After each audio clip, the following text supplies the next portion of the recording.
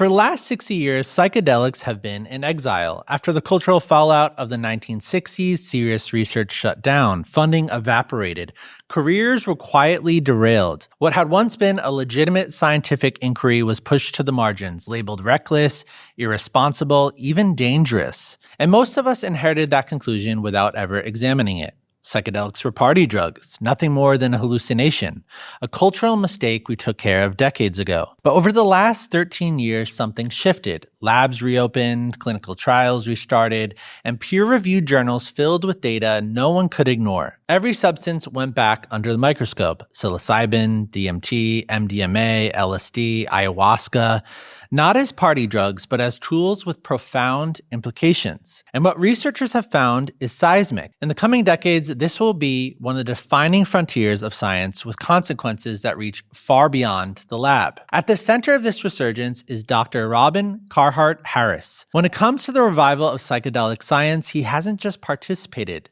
he has defined it. Film has Oscars, music has the Grammys, sports has the Hall of Fame. In science, the closest equivalent is something called an H-index, a measure of how often a researcher's work is cited by other scientists. Robin's is 95. For context, 20 is good, 40 is outstanding. Anything above 60 is typically reserved for Nobel-level scientists. Most researchers would dream to reach 95 by the end of a long career. Robin reached it at 45 years old, one of the fastest ascents in modern scientific history. And for that reason, Time named him among the people most poised to shape the future. And today, he's here to lay out the truth and why psychedelics have already changed millions of lives. And that matters for me, for you, for everyone, because it's getting harder to know what's real, who to trust, or what to build your life around. Modern life has changed in ways that make living well harder than it should be. Most of us are stressed, reactive, just trying to keep up, feeling behind before we've even made a choice. That's why Mighty Pursuit exists, to give you a North Star integrating mind, body, and spirit into one clear roadmap for living well. The podcast is where we slow down and make sense of one part of that roadmap at a time. And today we begin with the mind, exploring how psychedelics are shaping mental health, challenging our assumptions about truth, and raising deeper questions about the nature of reality itself. Because the fallout from this research is massive. What's happening inside these trials is not minor. People diagnosed with severe trauma suddenly breaking free, treatment-resistant depression reversing course, conditions once described as chronic, incurable, lifelong. And that's not the only disruptive part. In controlled studies, self-identified atheists are reporting experiences powerful enough to completely change their worldview at rates that far exceed what we typically see inside traditional religious settings. It's clear something big is happening, so it's time to get into it. So Robin, take me back to 2014. You were running one of the early psilocybin trials at Imperial. There had been a participant that had been struggling. Good old Sarah. Well, she had treatment-resistant depression. She'd had it, I think she said, since she was 13. She came to us as a middle-aged woman. Beautiful lady, black lady from America, living in London, social worker. And she was the type of individual, she struck me as a type to take on, the world's problems. And she came to us with this heavy countenance, poor eye contact, head bowed, just a, thoroughly sad demeanor and look on her face. And she was our very first participant in the very first depression trial of this so-called psychedelic renaissance. And we were to give her psilocybin therapy. She was to get 2 doses. She'd reached out maybe a year or so at least before we actually dosed her. It's the way the bureaucracy goes. It's a real pain in the ass, Took us 3 years to even get IRB ethics approval to do the study. Took us a little bit longer to even find someone to make the drug to a required medical grade. So she went through some of those frustrations. She was desperate, as people typically are as a rule. They come almost as a rule with suicidality. Things are truly desperate. Treatment-resistant depression. So these are people who've tried, virtually everything for their depression. throwing the proverbial kitchen sink at it. Yeah. Drugs, psychotherapy, sometimes ECT, and so on.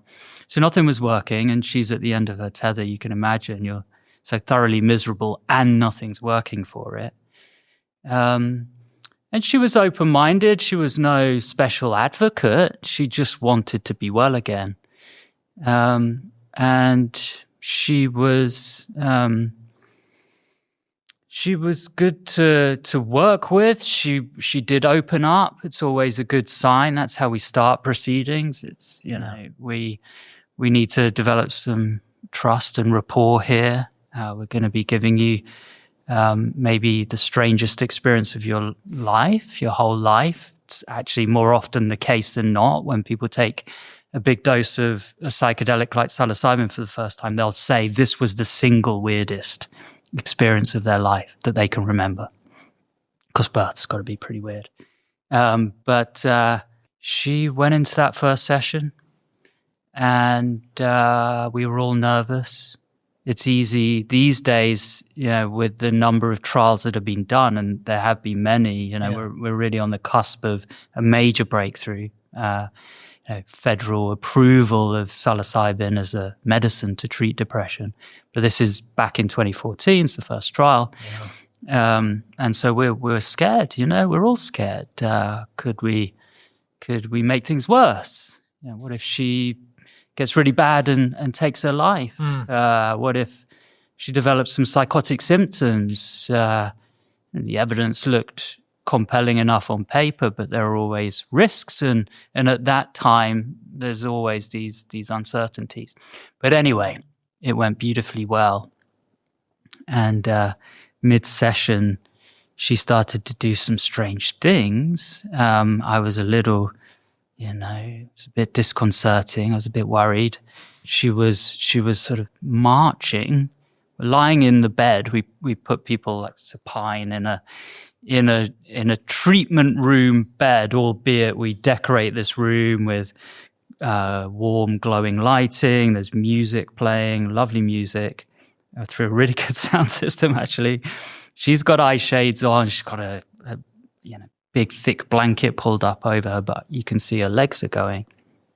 And it's like she's marching. So there's that. She's doing these beautiful hand dance, almost like sort of, mudras, like, Eastern sort of symbolic hand gestures. And when we checked in with her, and this was, yes, most apparent after her second dosing session, second of 2, week after the first, she was doing really well. And she said that she had an invitation to go out for dinner, and it was with a friend, and ordinarily she'd be dreading this. Her friend cancelled on her last minute, and she said she was disappointed rather than relieved. And that was new, Ordinarily it would be like, okay, well, I can hibernate away from the big bad world and stay in bed or whatever. But she wanted to get out, She said she went shopping, and when she came to us, she was wearing black clothes. Everything was black. And she said she wanted to get some color, get some vibrancy back. And when we saw her next, she was glowing. She was smiling. And it wasn't anything disconcerting. It wasn't like she was in some kind of manic state, too high. It was more a calm, a sort of, peace of mind maybe, and just an ease and an unburdening, her shoulders are down and that warm smile. And I wish she'd let me share it, but I get it. We got a beautiful photo of her with me and the 2 therapists that were with her throughout the whole session. And she looks like a different woman, it's a beautiful big grin. Now, I checked in with her recently. I'm writing this book, and I talk about her in the first part of the section, the half of the book that's on mental health and how psychedelic therapy can be used to treat mental illness and improve mental health.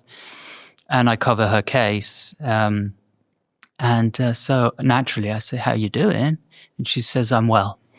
I've never relapsed. Never? Never had an episode of depression since. It's been over 10 years.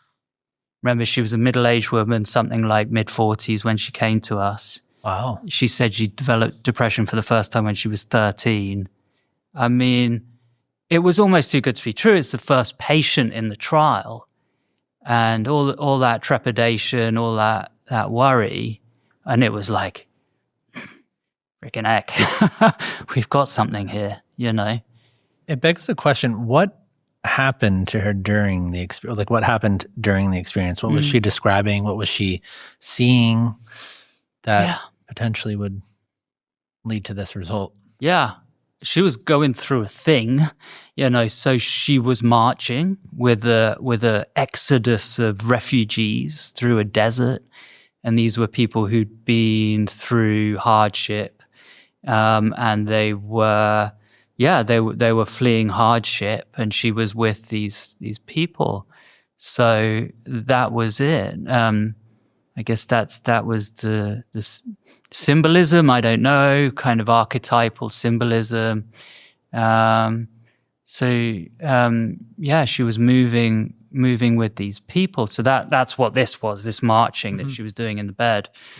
But she described other things. She described beings that were a little like a great aunt that she had and that she was very close with, very, very warm lady, and she spoke about her in this really warm way.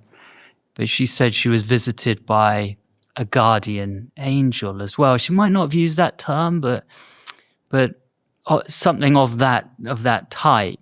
And this being was benevolent, all loving, all good, and was calling her my darling and telling her essentially that everything's going to be okay, that you'll see, everything will work out for you. You need to smile more. And she said she was pushing her cheeks up to shape a smile in her face. I saw that smile. And so for some of the time it was a female being, other times it was male. But it was like godlike, it was some kind of celestial, angelic being, whether male or female. It did make me think very much of a sort of guardian angel archetype. Can't quite remember what she said about the hand gestures, the dancing there, but yeah. I mean, what strikes me most about her case, and the more that I researched for this interview, isn't that they just got better. It's that nothing else for someone like her seemed to be working. I mean, 45 years old, starting at 13, that's like 3 decades of feeling in this like locked state of mind. And something happened in that window of taking these 2 doses that kind of flipped a trajectory upside down. I mean, like, you just checked in with her. It's 10 years later and she's well. I mean, and so when you zoom out on that, and then that was the first, like you were saying, but the amount of research that has gone into this field is like remarkable. And so, I mean, 10 years ago, psychedelics were fringe, controversial, 13, 14 years ago. And now major institutions are studying this everywhere, and kind of public interest around this topic has just exploded. And so it really feels like something big is happening in real time. And so what would you say some of the main benefits are to psychedelics that are just have become really hard to ignore? Yes.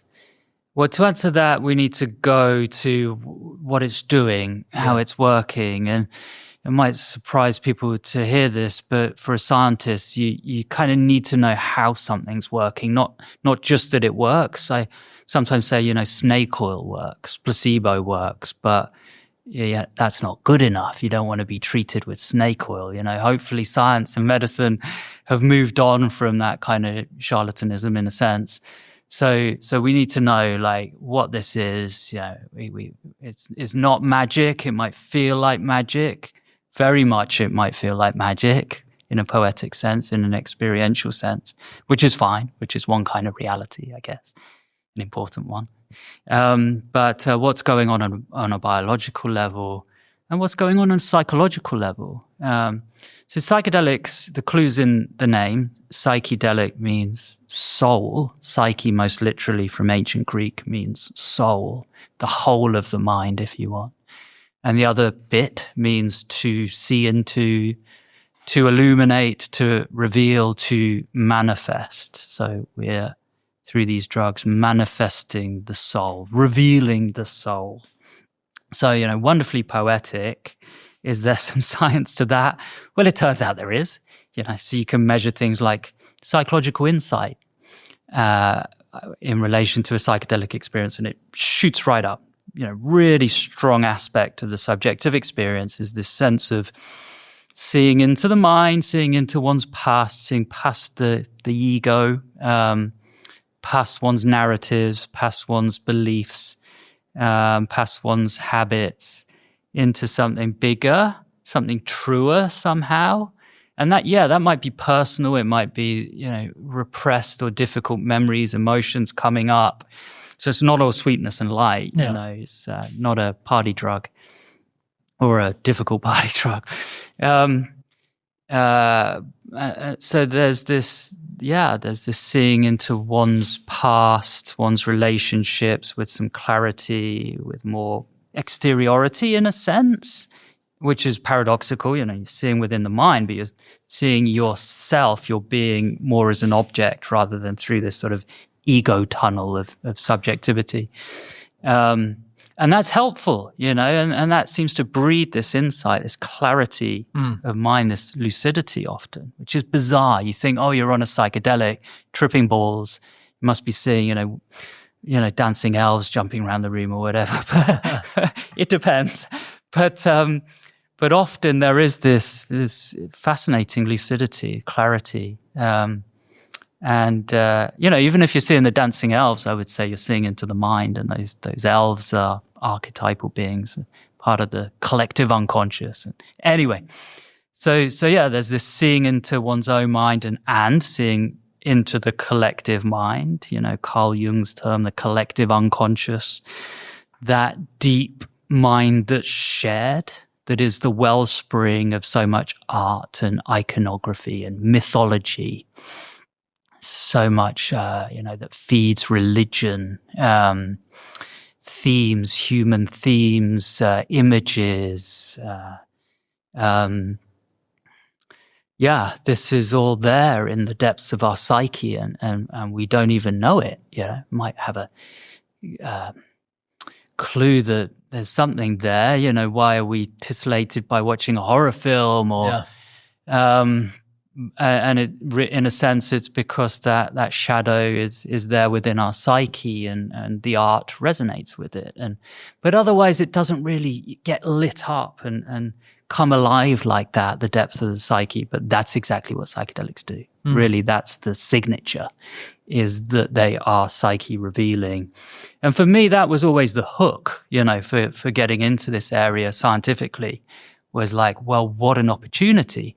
Because if you ask most psychologists or read a psychology textbook, there's no unconscious mind. That's old Sigmund Freud stuff. And but that never went anywhere. But with psychedelics, it's like, well, this is evidence that the mind is far deeper than most people appreciate, including my scientists. Now, if you look at the individual conditions that someone might come into this with, right? You have trauma, you have OCD, you have depression, all sorts of things.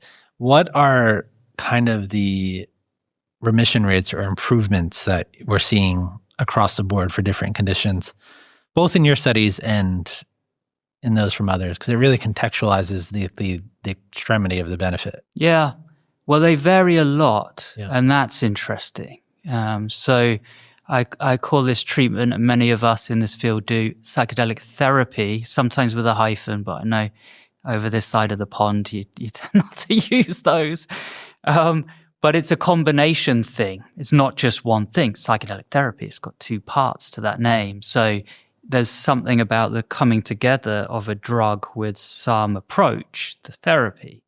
And And we think that that's the secret sauce. It's not that secret. People have been using psychedelic plants and mushrooms since ancient times. So that assumption that combining the drug with ritual, with ceremony, maybe group ceremony, it adds to the benefit, has a long history. But that's also what we're doing today. Yeah. And that's where it works best. So I would say those who've employed some kind of, call it psychotherapy if you want. It's quite different to conventional psychotherapy. There's not much talking, for example. She was dancing away, old Sarah, and marching. She wasn't doing much chatting, I can tell you. Yeah. Until later on. But there's a curation of the experience with music listening, with decor, with aesthetics, that is meant to be supportive, ideally sort of optimally nurturing, like a good mother, holding this space in a caring way. So you can go, so far out, but be held still, be anchored. And that is that combination, that we think is key. So it's not just giving a drug, it's that combination. And it's working on things that aspects of mental illness, probably the main aspect of mental illness. Most things have a main aspect in science. We call them a principal component, the main thing. And to mental illness, I believe it's getting stuck in ruts. Those could be habits, behavior, habits of mind, habits of thinking, habits of feeling. Whether it's, being drawn to something that'll give you relief and escape in an addiction, getting stuck into habits in obsessive compulsive disorder, OCD, intrusive thoughts, whether in OCD or post-traumatic stress disorder, flashbacks coming up. In depression, you have these ruminative negative thoughts. In anxiety, you can have the anxiety about being anxious, These are all kind of habitual, they're all reinforced ways of being, patterns that kick in, so that they are like, getting stuck in these ruts. And that's the problem. So if that's the problem, what's the solution? And this is where psychedelics come in. It's to loosen things up, essentially, to open things up, to induce a state of what we call plasticity. And then twinning that plasticity with this perfectly caring, nurturing environment, ideally. And that's the secret sauce. Shaking people out of their ruts. Now, I mean, specific things like trauma, for example. I mean, some of the studies I saw, it was like 80% of people. I mean, it might have varied with how often they did it and how many doses. This was MDMA. Yeah. Seemed like improved and like the PTSD like went away. Is that in line with what you? Yeah, that's the top end. Yeah, I didn't give us numbers, but the top end's 80%. So there have been trials with psilocybin therapy in depression that have, 70% is probably the average when they've done the treatment right, the combination treatment. I have seen 80% in a couple of trials. It just goes away and then it doesn't come back. In the best of cases, yeah. But we need to be reality bound here. I mean, that first case, Sarah, it looked like a miracle cure. And we were thinking it's going to revolutionize everything. I think these days we're more aware that it doesn't work for everyone. We're not sure why it doesn't work for everyone. It doesn't keep everyone well forever. Sadly, if anything, that's more the exception actually than the rule. Treatment-resistant depression by its very nature, it comes back. The depression comes back. Not in Sarah's case, yeah. but probably in most cases, which is very sad. This is very effective, and there may well be important advantages with this treatment over current conventional treatments. But it isn't some silver bullet, magic cure, panacea, elixir of life. Despite what some are saying, it's very, very powerful, and we should get excited about it. But you also need to wield that power right. And as a scientist in this space, we need to understand, why doesn't it always work? Yeah. It seems like in the research, it seems like what is measured is also mystical type experiences.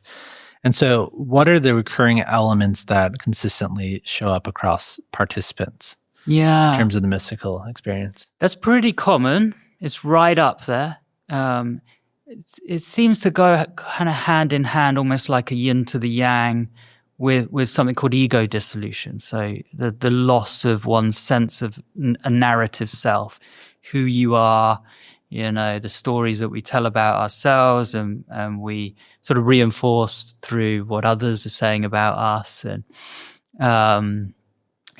but that sort of dissolves away. That ego consciousness dissolves away under psychedelics, and what it gives us is this sense of sort of seeing through a veil, seeing things in a rawer form. It doesn't feel necessarily illusory. It can feel like you're seeing reality as it really is, which will sound very paradoxical, but and one of the insights that people will have is of this spiritual nature. And this is framework dependent, philosophy dependent. Some people will overtly consider it a religious experience. And so it's very sort of priming, dependent, background dependent. You come in and you're a Christian, you're going to be meeting the Holy Spirit and communing with the Holy Spirit.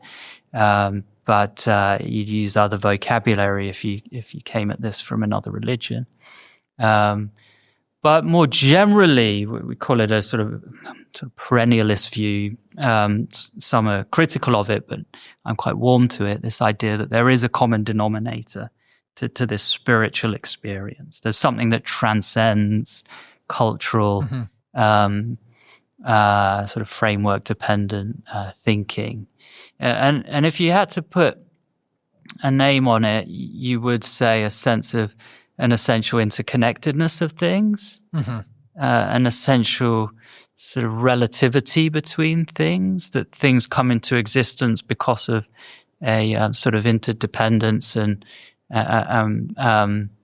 relationship with other things. It is actually very consistent with what you'll find in Eastern mysticism and Eastern philosophy, whether it's Hinduism, Buddhism, Taoism. But that would be the insight that there is a kind of essential reality that is transcendent, that is more fundamental. It doesn't necessarily need to invoke any supernaturalism. Each to their own. If you want that, you can have it and you can see it that way. But to the, militant atheists, I would say, Sam Harris, for example, he's had this experience, very high dose of magic mushrooms. And he said, had he come to that experience with a Christian frame, he would have said he was communing with the Holy Spirit. He actually used that terminology. So there is the bottom line experience, and then there's the framework and the vocabulary we use to color it and sort of make sense of it after the fact. But the bottom line experience is this one of awe. People often say it's ineffable. They can't describe it, which makes it hard, empirically as a scientist, because you need to describe it, you need to define it. But this unitive experience is at the core, and this maybe even more basic, this awareness of an essential interrelatedness, interconnectedness between things. Yeah, I mean, I have to admit, coming into this topic a few years ago, had a lot of opinions about it and a lot of preconceived notions, almost dismissing it reflexively. And so there's a lot of negative associations that had been built up about psychedelics. And then so basically what happened is a few years ago, I ended up going to this comedy show called The Mushroom Cure. And so anyway, it was this a comedian who it's kind of funny, but he has OCD and I have OCD. And so he was talking about this pursuit of trying to find the right dose of psilocybin to have this sort of experience. And the unfolding is that he eventually did this higher dose of psilocybin, and it's many years later, and he's still, quite like your subject, has had amazing effects from it. Like there's something about a rigidity and OCD and the thought patterns that this broke open, and then all of a sudden he was feeling free from it. And so that's interesting because like OCD is, I mean, inside the field, people say it's chronic, it's something that will never be broken. And so for his subjective experience, he got a lot better. And so that got my attention. But I think generally, I don't think I'm alone. There's a way in which we're opening up this podcast where you could assume that a lot of people think that, okay, this is fascinating. But then there's equally all these other people that are like, oh, you're talking about hard drugs. You're talking about, and that's all over the spectrum. Like people might be afraid of the things that you were afraid of on that first trial, like what's going to happen to their brain. People that are religious also in some form find them to be threatening or could find them to be threatening, especially if they're coming from certain worldviews. And so what I really want to ask you is like, what have we misunderstood about these substances for generations that has led to those mindsets?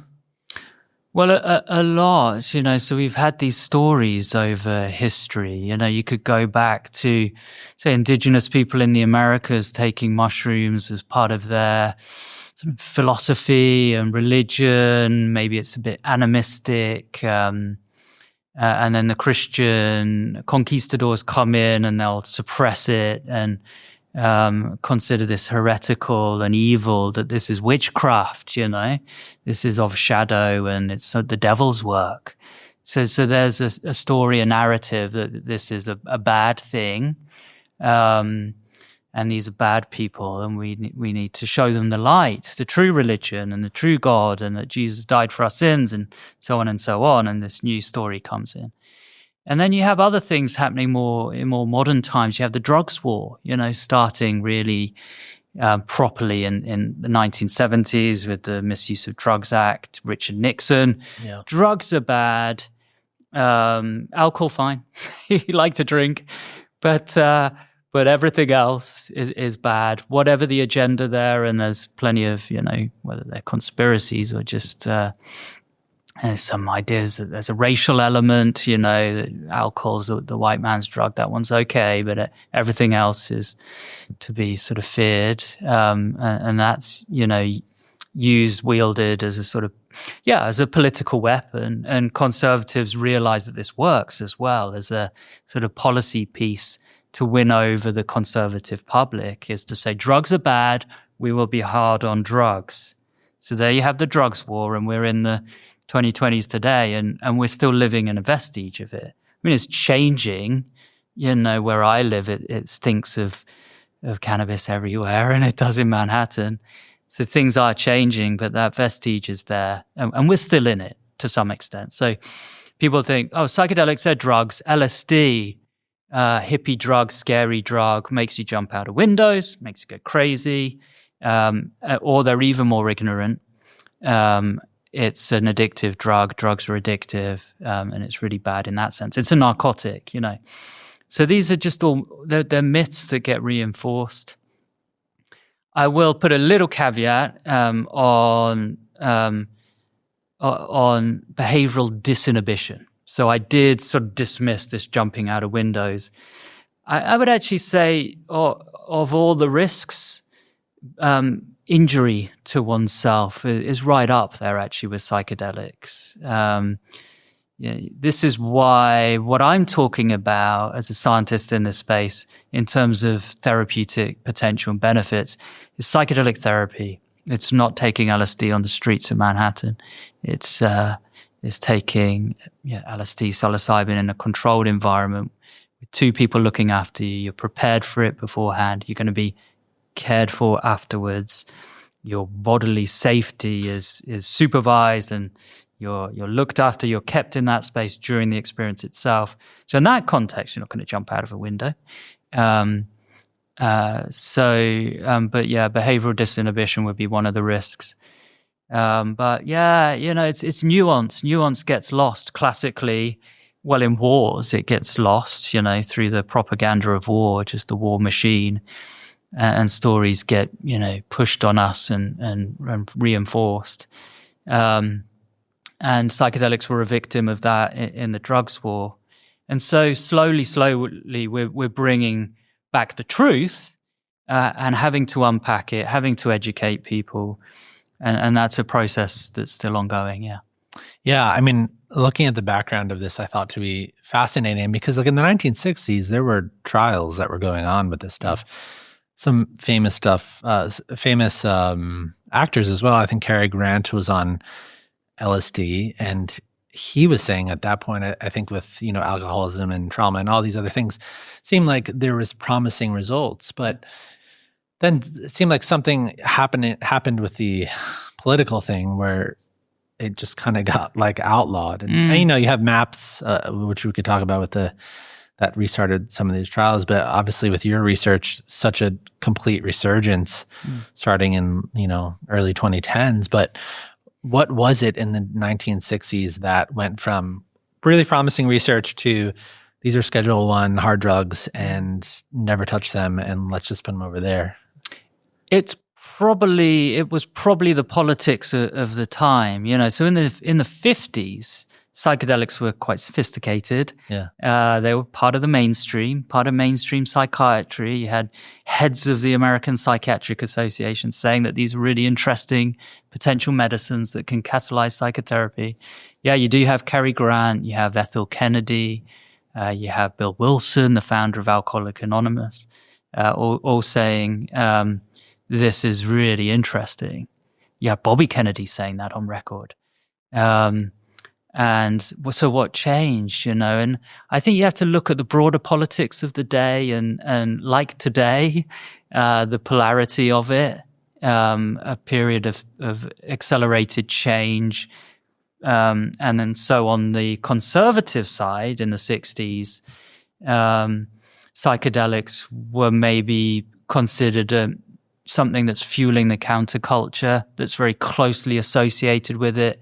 You hear from the likes of Timothy Leary, who was a Harvard psychology professor, right at the top of his game, who used to wear gray suits and talk the academic talk, turned on to psychedelics in the hills of Mexico, and then was telling his students to turn on to LSD and dishing it out to them. And he got fired from Harvard for it. And then, his whole appearance and attire and language changes. He's got headbands on. He's talking to a crowd of thousands of people in Golden Gate Park in San Francisco saying, turn on, tune in and drop out. And then following up with, your kids aren't going to fight your wars. Vietnam's happening.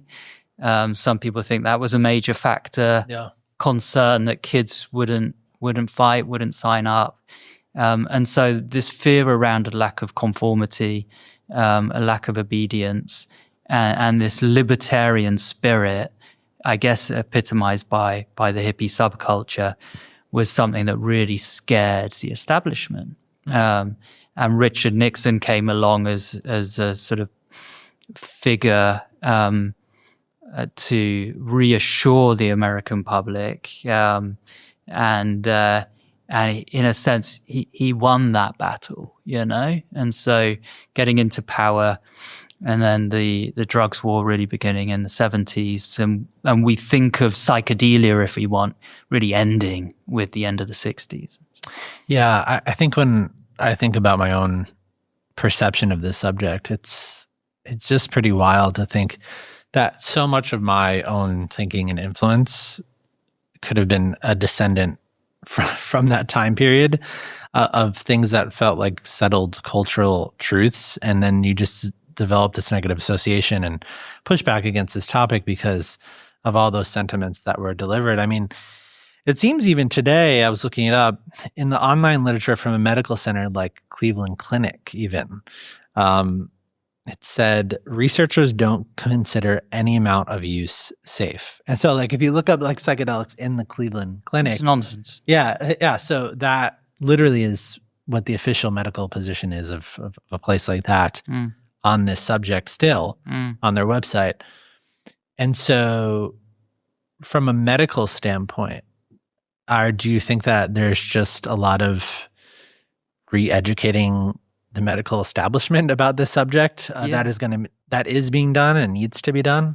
It's happening. There are many leading figures in psychiatry now, in science, that are very warm to this area, and have become, believers in a sense, but still good scientists, but they can see the potential.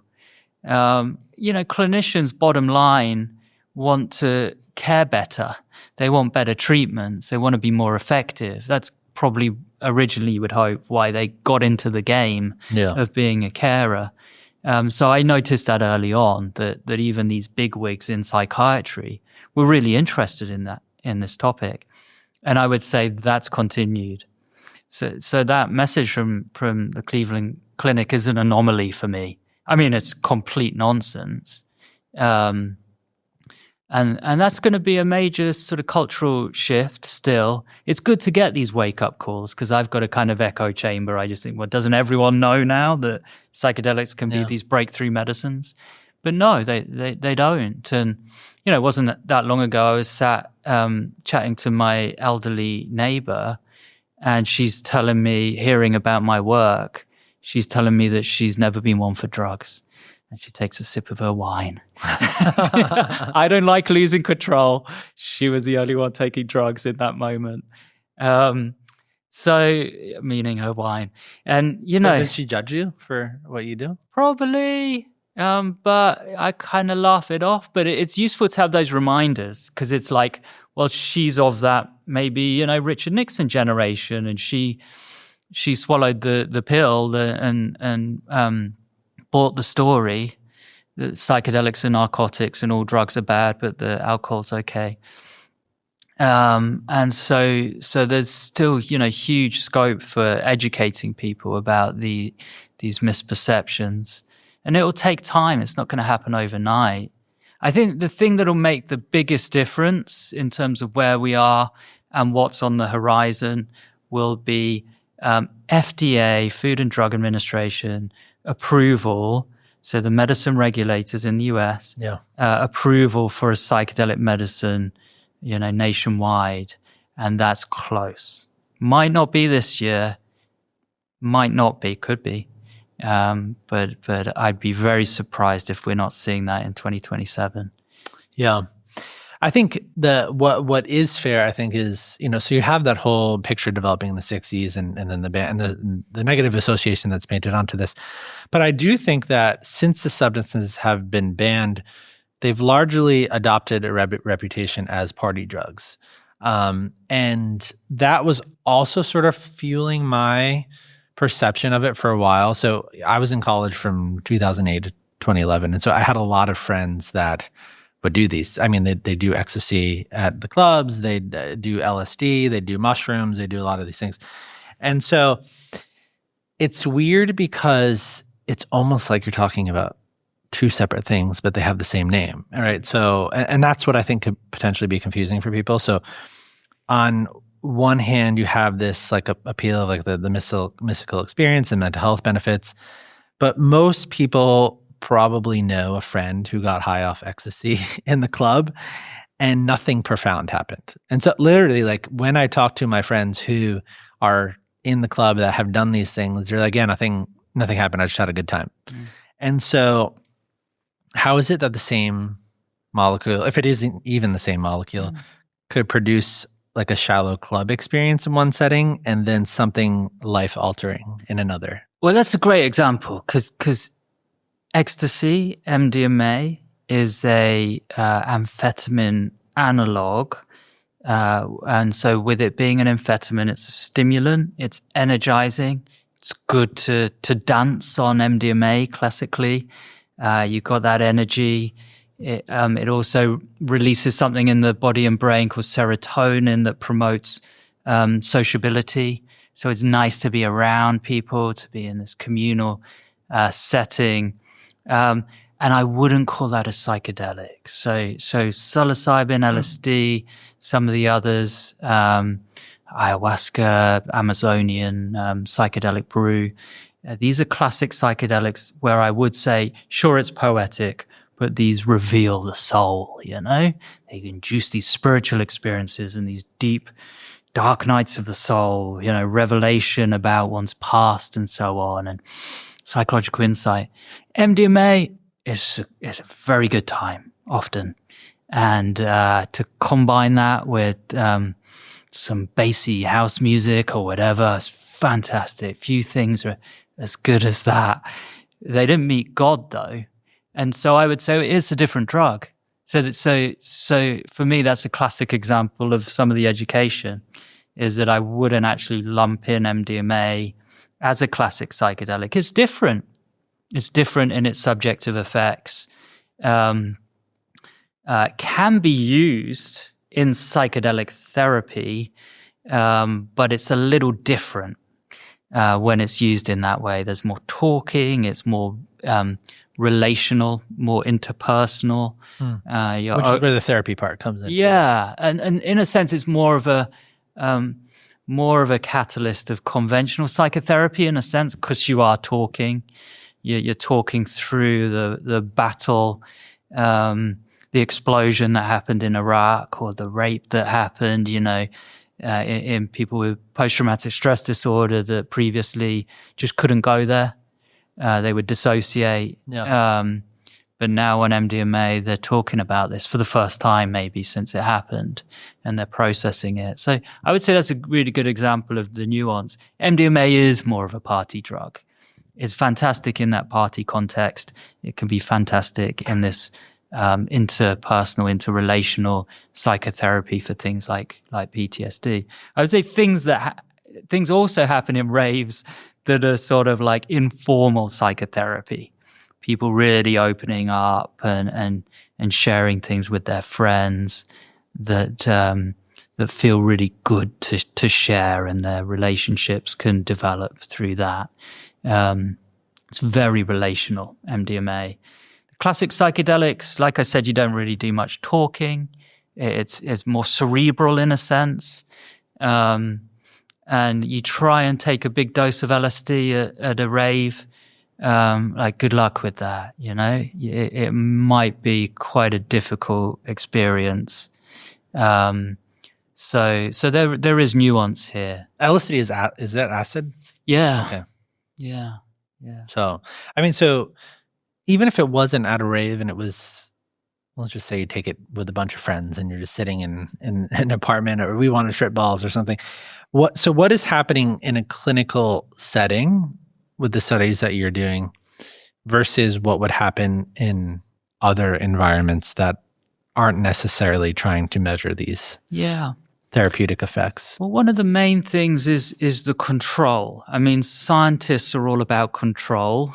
We're up against it, given the way the world really is, that it's wild and unpredictable.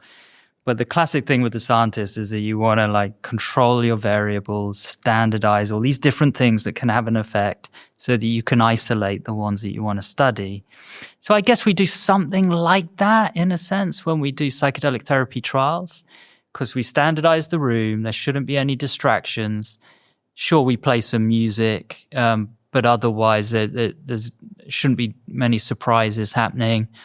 In classic psychedelic therapy with drugs like psilocybin, magic mushrooms, LSD, there isn't much talking. The therapists are really there just to keep the individual safe and to provide this sort of unspoken sense of I'm cared for, this is safe. They've got me if I need them.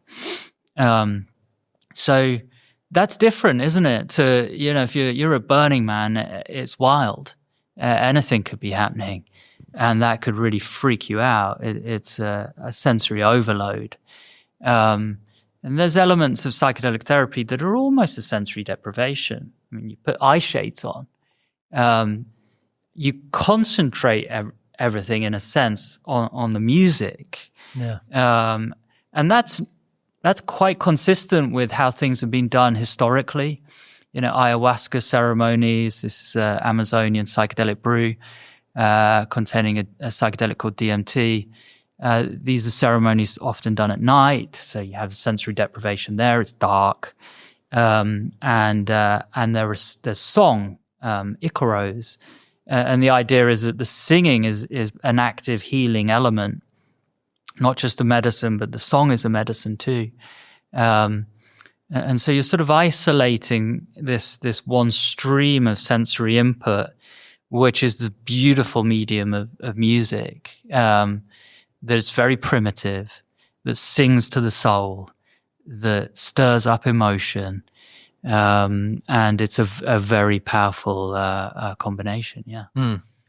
Is there, pharmacologically speaking, or if you want to use that term, is what someone is actually consuming in a recreational setting, is that different than what they would be consuming in a clinical setting? And would that affect the experience? Potentially, yes, it's different. And again, it comes down to control. So you most likely haven't had a purity check on your substance. Yeah. You might not have properly weighed it out. Maybe you got it from a friend and they've cut you a line of something, or take this bit of powder, we'll put it in your drink, and things go awry. Sometimes things go tragically awry. People put a gram of MDMA in their water or whatever, and it can be fatal. A dose like that can be fatal of MDMA. It is toxic. Unlike some of the other psychedelics, it has what we call a tighter therapeutic index, which really means it's easier to overdose on with MDMA. Alcohol has a relatively tight therapeutic index. It's quite easy to overdose on alcohol, fatally so. Opiates, fentanyls, really. Can you overdose on like psilocybin? You can overdose on everything.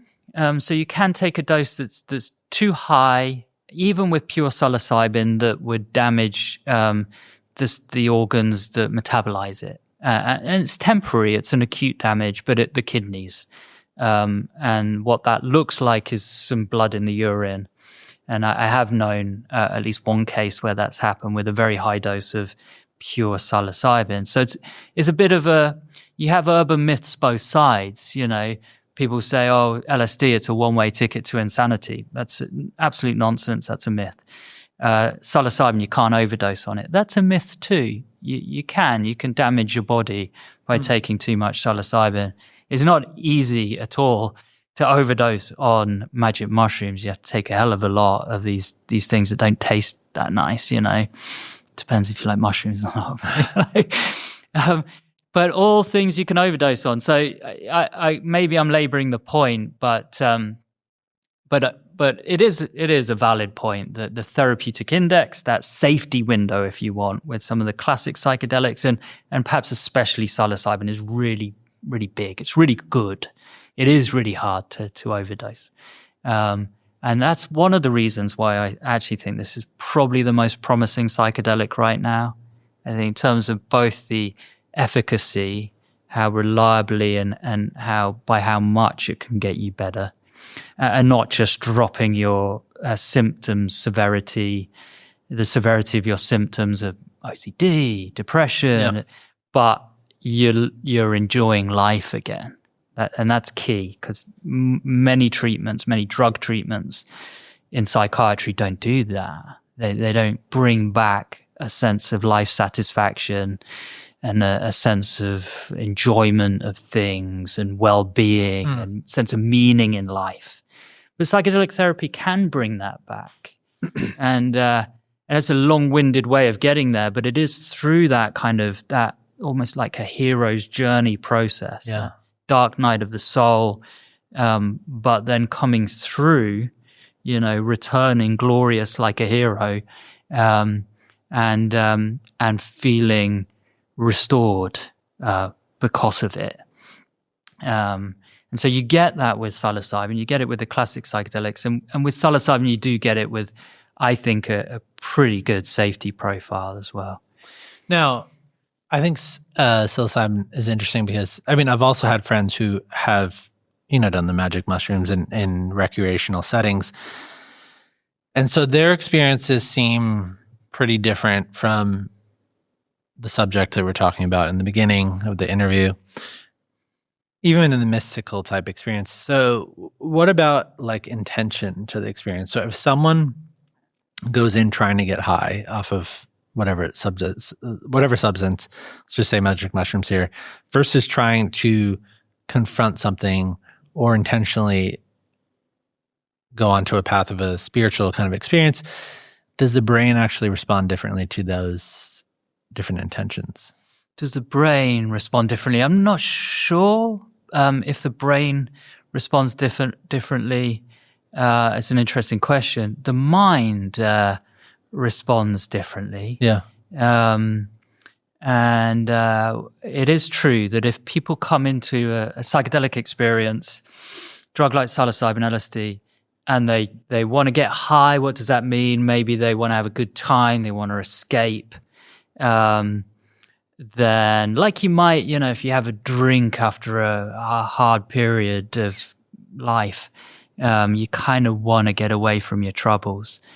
That doesn't work with psychedelics. Like, you'll be confronted with your troubles. Your trip will meet that term that people use that many scientists in the space that I work in don't like, but I just think it's good because the public know it. A bad trip, that's a reliable route to having a tough trip, a bad trip, a trip characterized by struggle, distress. I don't like this. I want it to stop. Things look nightmarish. People look nightmarish. Have visions of death. Am I going crazy? Am I going to die? This is more common than is often said. And I'd say this is more common in those escapist contexts. People want to take the psychedelic. They're not taking it with a good intention. They don't really know what they're doing. They're not supported and cared for. And they go to what psychologists would call, the shadow side of the psyche. And that's, the wellspring, the shadow of all this darkness that, you would otherwise see through, atrocities, whether real or imagined, that dark aspect of the human psyche. And you can go there, that can come up. It can even come up in controlled psychedelic therapy. The difference is when it comes up in that context, the professionals who are there looking after the individual, they know how to hold it. They've seen it before. Monsters, demons. Yeah, I've seen it all before. I'm laughing, but it's a true ordeal for the patient. Even for what we call the guides, like Sherpas, they're guiding you through this difficult terrain. But even for them, even the most steely, this is a challenge. But you do have to be steely. You have to trust the process. That's a term we use. Like all things, they pass. We use analogies like that of storms that pass, where the fronts come in, but they move away. It's impermanence, it's deep wisdom. And we trust that process. So sure, you're going through this hell realm right now, but it's not something that we haven't seen before. Well, it's not something that we have thought doesn't happen. And you'll come through it. So if that's playing out in psychedelic therapy, we can often think, this could be useful. And, you're not, as a guide, wanting it to be, sadistic in some way, like you must suffer to get better. Yeah, it can sound like that at times, but it's more, let's just stay with it for a while because there could be a learning here. But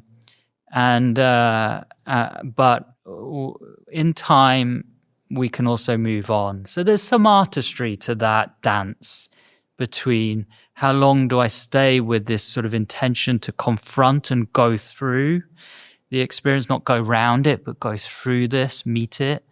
And And when is it time to, okay, let's, change the music, show the individual a rose, mix things up to just sort of change the record, and move it on.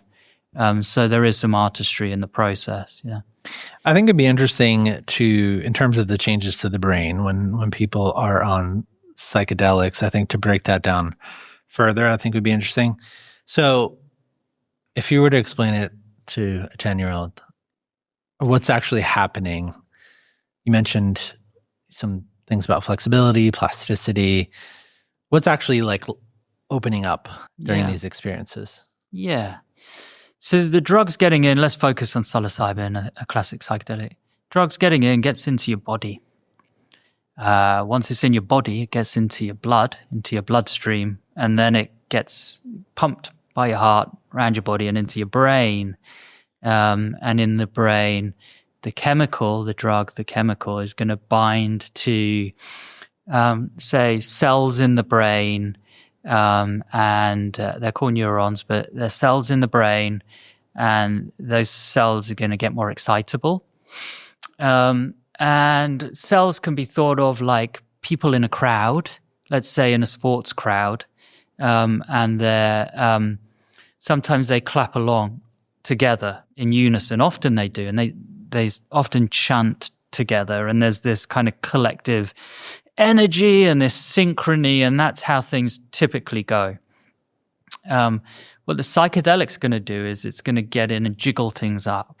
So like people in a crowd who are clapping out of sync, these cells get excited and they start to behave more randomly, harder to predict what they're going to do.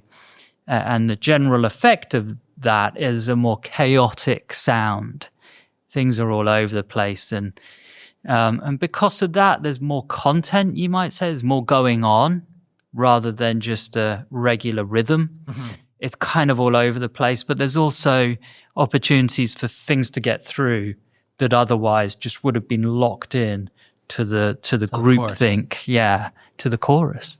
Yeah, so it's like breaking from the chorus and going solo. So there is something like intrinsically, if in a sense, sort of libertarian about the experience, or anarchic. Now I'm not talking to a 10-year-old, but I would say it's like the brain gets jiggled up, goes a bit crazy in a sense, and it opens up, and it can change more easily. Hmm. Yeah, I mean, I guess you're alluding to the idea of the neuroplasticity, the wiring together, firing together. Is that essentially what you're ish? Yeah. So this is a good myth to bust a little bit. So plasticity, look it up in the dictionary. The first line will say something like the ability to be shaped or molded. So that's plasticity. Neuroplasticity, I would say, unfortunately, has a slightly different definition that's quite important. And it will say the ability of the brain's activity or anatomy to change. So it's change per se of the brain rather than changeability. So plasticity itself, dictionary definition, first line is changeability, and neuroplasticity is a change in the brain. So the firing together, wiring together thing, which is it's lifted from a psychologist called Donald Hebb. It's called Hebbian plasticity. It's actually, it's a mechanism through which things get reinforced. Yeah. The connections get strengthened. And I'd actually say that that's often the problem. It might be how we learn things, like a new language, but it can also be, or a skill, but it can also be maybe at the heart of mental illness, is that we've become stuck in thought patterns, behaviors. Yeah, stuck, too reinforced. Is Hebbian plasticity gone wrong? Maybe there was a trauma or series of them, and you've developed and reinforced a certain pattern of behaving and thinking that's too strong now because of the Hebbian neuroplasticity. So we need to be a little careful with this neuroplasticity story, because a lot of bad drugs, addictive drugs, work and get you addicted through driving a problematic Hebbian neuroplasticity, the firing together, wiring together, overly reinforced, problematic circuitry in the brain. Now, if we go back to the example, so depression, OCD, even I guess trauma. So the chorus that is currently going on in the brain that is firing, and that's essentially the thoughts and the behaviors that are just kind of reverberating together. It's like such loud noise that operates the entirety of our being. We don't even know how to be another way because it's just so ingrained in our patterns in our brain. Yeah. And so are you saying the psychedelic comes in and breaks everything apart so that we can think and see in new perspectives that we didn't previously? Am I tracking correctly? Yeah, you are tracking correctly. Yeah. Okay. And so in depression, it might be that you've got a chorus, a song that doesn't have much to it and is just like a drone.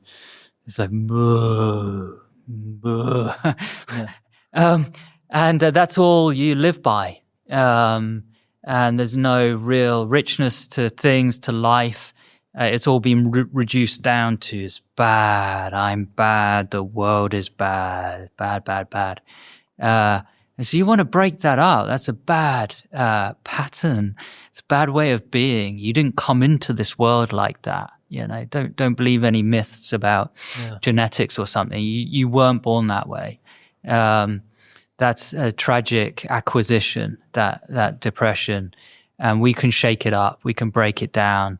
And you can find something healthier. You can be reset, recalibrated.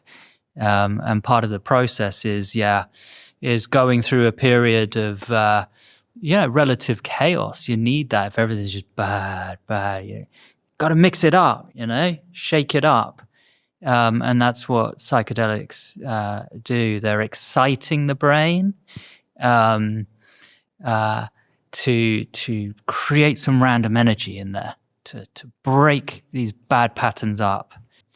So, I mean, flexibility allows for new perspectives.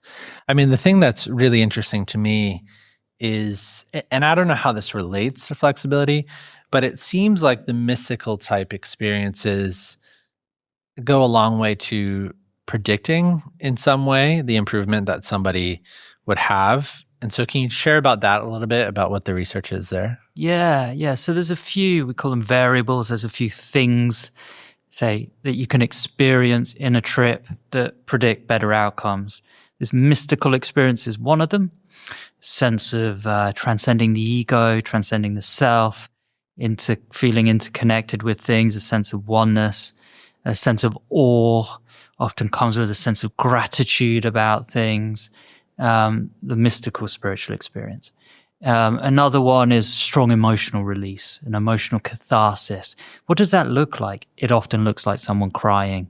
Our good friend Sarah, she was crying and releasing a lot of stuff, a lot of pent up stuff, coming out, catharsis, release, purging. What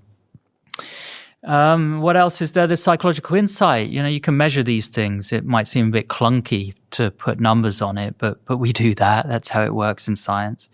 And so we'll measure how strong someone's psychological insight is, like whether they feel that they've had, shift in perspective about themselves, their past, the way that they are, and how that came to be. They can be saying that close to the experience itself, but sometimes it takes a little bit of time to kind of precipitate out that insight. It's almost like tied up with what we call this integration period, where kind of the dust settles and things are recalibrating, resetting. Then you're like, oh yeah, I get it now. It's because of this and that, and it can take a bit of time for that to happen. So these are some of the factors. Transcending the ego, feeling interconnected with things. It often goes with an appreciation, yes, of other people, also a sense of reconnection to other people relationally, work, interpersonally, romantic relationships, whatever, family. a sense of meaning, reconnection to meaning, reconnection to one's body, appreciating one's body more, say looking after it with better diet, exercise. And a sense of meaning there. These are all the good stuff in a sense that predict better outcomes. Now, does the mystical experience, because the second thing, psychological insight, and then the emotional release, does the mystical experience, is it like a symphony? Like, does the mystical experience help produce those latter two things? They're very close. Yes. Like that Sam Harris example, a staunch atheist who nevertheless has said on record that he met the Holy Spirit, figuratively under a big dose of psilocybin. And so that's the experience. That's the mystical experience, the spiritual experience. And it seems to be dose dependent. Higher doses tend to take you there to these very profound, existential, spiritual, mystical experiences. Maybe lower doses keep you more in the space of a subtle freeing up of emotion. Before you know it, a song comes on and you're crying and you're thinking of your newborn, or you're thinking of that, partner who, whatever, went by the wayside, whatever, your relationship with your father, whatever. So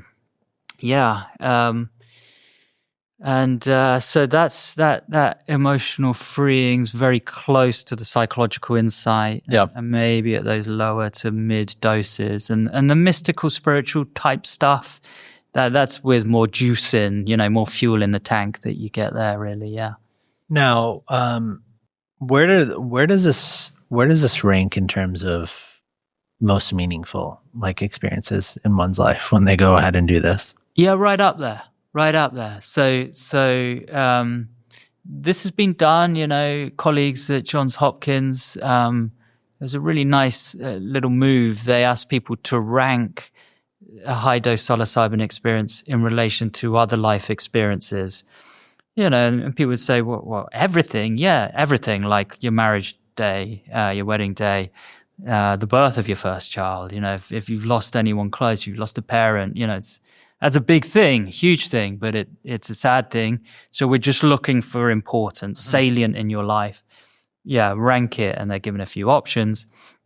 And then it was found that 2/3 of people were putting it in the top 5. So up there with the top 5 in the whole life. Yeah.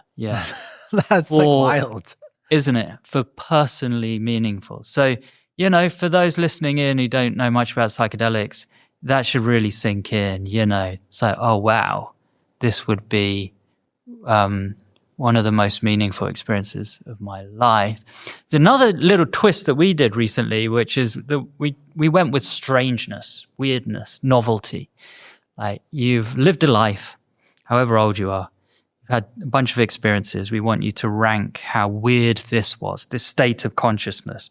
When we did that, in a sample of 30 people tripping for the first time, they'd never had a psychedelic experience, everyone except one said it was the single weirdest experience of their life. So, that's another barometer here, a calibration tool. Like, this is freaking weird. Like, this is the weirdest state that you could ever experience, really. The only person who didn't put it within the top 5. So, Why does it seem like it's more meaningful for some people than others, though? Is that true? Is it because you mentioned that? Well, first, that might be a separate conversation about the long-term effects with mental health, but is it universally meaningful for everybody, or some people are like, That's more the exception than the rule, that they're like, meh, that was nothing. So, and they might say that if they've tripped before and the dose wasn't that high. Okay. Or they're on some medication that takes the edge off the experience, which can happen. So typically it's more like the dose wasn't high enough, or there was something in the way. So it's related to the intensity of the experience. And generally that's very reliable. If it's an intense trip, you're going to say that this was a big deal. This was meaningful. Yeah. You said in another interview that psychedelics in some way validate spirituality. What did you mean by that? Well, the spiritual experience, Roland Griffiths at Hopkins done a lot of work in the space with psychedelics and the spiritual experience. He said we're hardwired for these experiences. And I think he's right. It is the wellspring, it's the source of all religion, really, I think, is experiential, is having something like a spiritual, mystical experience. So it's within us all. It's just mostly dormant. And we might kind of like, in such a remote, distant way, sort of like, flail at it, that it's there somewhere, this union with God or this heaven or the different terminology, the different symbolism. But it's always like over there. And psychedelics just take you there, like you're in the beyond within, and you're like, wow, now I know, what angels are, what heaven is, what vastness is, what infinity is. And it's an experiential learning, rather than one that comes from doctrine or dogma. And that's the most powerful kind of learning. And that's the essence of spirituality. Yeah, it's not overtly, it's not necessarily religious. It's experiential and it's universal and it's within us all. What I found is really, really interesting, and okay, disclaimer, I'm not a scientist, but I was looking at just like other fields that have like research spirituality. One of which, Andrew Nuremberg at UPenn, he's done, the brain scans of, people, I think it's Franciscan nuns praying and then Tibetan monks meditating. So that was like in the 1990s, early 2000s. But what was interesting is like there were certain parts of the brain where you feel, I guess, what I was looking at is separate, I guess. It makes you feel separate from other things, from other people, from God even or whatever. And so then when they started meditating or praying, that sense of self began to feel more like a union. And I, that sounds interesting to me because you were talking about the psychedelics being a straight shot, like a very intense experience. And I think the parallel, which is interesting, is like, is there something about a spiritual experience that we get in just spiritual practices like meditation or prayer that just kind of pokes those parts of the brain, right? Yeah. Or whatever, in many ways. So you're like experiencing a little bit of a glimmer of that, but then the language in which I researched the psychedelics with the ego dissolution and the union and the oneness, and that it feels like some people experience that through prayer or meditation in like little tiny doses. Yeah, it's like microdosing. What do you think of that? Well, I think it's a valid way of looking at it. I think it's like psychedelic light. You can get a bit of it through some meditation, through some prayer, and a bit of the same thing, likely the same neurophysiology, the same brain dynamics. I have a term for it. I call it the entropic brain. It's a bit jargony, but it means that the brain activity is getting jiggled up. It's becoming less predictable, like our, sports crowd that breaks chorus and gets a bit sort of, anarchic. That's the entropic brain effect. And you get that with meditation. And you just get it more, like sheer intensity, more degree, with psychedelic drugs than you do with prayer or meditation. And you get it more reliably. And I think that's probably the difference. Like, I've been in meditation groups. I like to meditate. I don't do it very reliably, but I have a history of having done it in groups, Buddhist meditation. And I love it. But I'd be in these groups and, some sort of frustrated housewife might be there and she's like, I can't meditate. Yeah. I can't do it. It's really annoying. And I'm really feeling for her and just thinking, if only you could just have a little microdose there, it would give you a glimpse of this thing so that at least you'd realize what it is. Oh, okay, that's what it is to be locked in on the breath, to be out of the cognitive churn and just gently focused and now I'm immersed and this is the beginning of it, and a little dose of a psychedelic in the right context might give her that little feel. And if it's not, and typically I wouldn't advise that people do the combo, I think, but just to know what it is to alter consciousness can be a useful in. Yeah. And this would be an example of how we're starting to push on culture now. Because to many people, and especially with like Buddhist precepts, they're almost like Ten Commandment, like thou shalt not, and so intoxicants are frowned on. You shouldn't take any drugs. And then there's this question, yes, but is this moksha medicine? Is this like special medicine that promotes not escape and clouding of consciousness, but expansion? And I would say, that's my model and perception of things. That would be the terminology that I'd use these days, is that's the dimension. It's one of a broadening of the scope of subjective experience of consciousness. It is a broadening. There's more space in there. Yeah. Meditation can get you there classically. It can take you to this more capacious space, more room here without the fireworks. And psychedelics can take you there too, actually, to this vast space, but often with fireworks. Yeah, I mean, people even saying that, I think, depending on your worldview, it might feel controversial to people. I feel like in the past year, I've come to a realization. I feel like so much of the problem in culture and society at large comes down to associations with words and what we think things mean. And Daniel Kahneman famously has worked on this, Pulitzer Prize winner, about how the brain is an associative machine, right? And so if I were to put a Trump hat, a gay flag, and a cross on the screen, right? Even your facial expression, right? I didn't even say anything about those symbols, right? But as soon as you see a symbol or you hear a word, all of a sudden, it maybe unconsciously brings back memories, associations, just hard ingrained patterns. And so when people hearing you talk about psychedelics and this being something that can unlock a spiritual experience, someone who might be Muslim or Christian might just hear hard drug, party drug.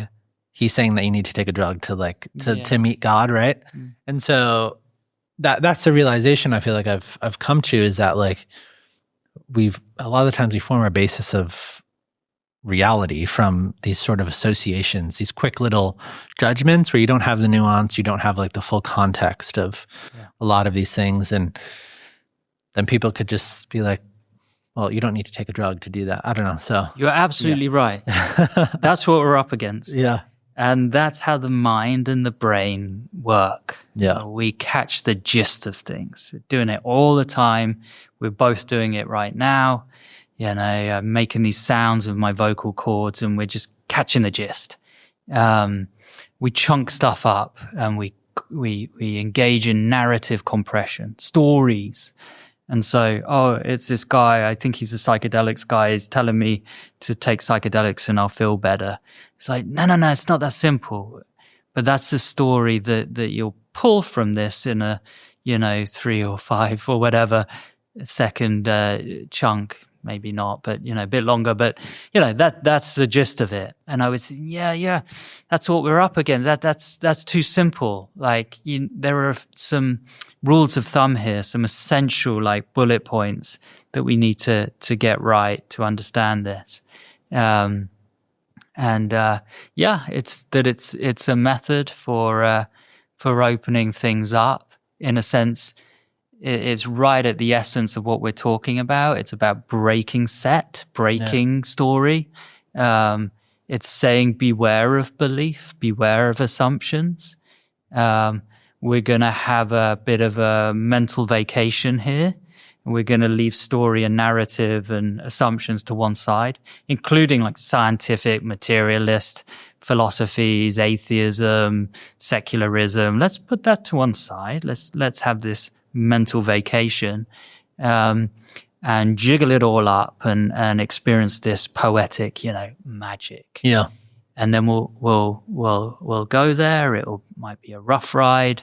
It's gonna be a thing. It's gonna be a ride for sure. But you'll come back. You'll come back, and when you come back, you go straight back into those ego slippers, back into those shoes, back into ego consciousness. Back come some stories, but maybe you're a little bit wiser, and you're like, maybe I won't tighten those laces quite so tight, and at least now I know that the mind and brain work that way, or at least the mind works that way. And I've seen another way of being where you actually let go of assumption. And it's a wild ride. I wouldn't want to do it every day, but I think maybe I've benefited from it, and maybe I'm a little bit wiser because of it.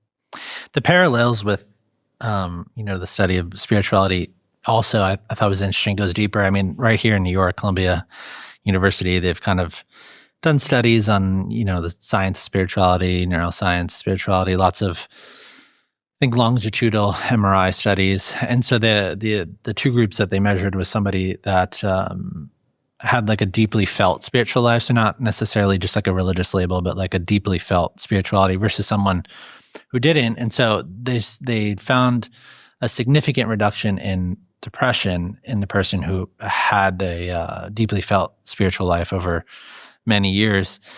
When you hear something like that, and you see the mystical intensity predicting potentially improvements in your studies, do you feel like those are two separate phenomena, or are they, from a mental health perspective, potentially touching the same type of underlying mechanism? I think they're touching the same underlying mechanism. Okay. I almost got that answer out before you finished, because I'm enthusiastic about that. I think it's essentially the same thing.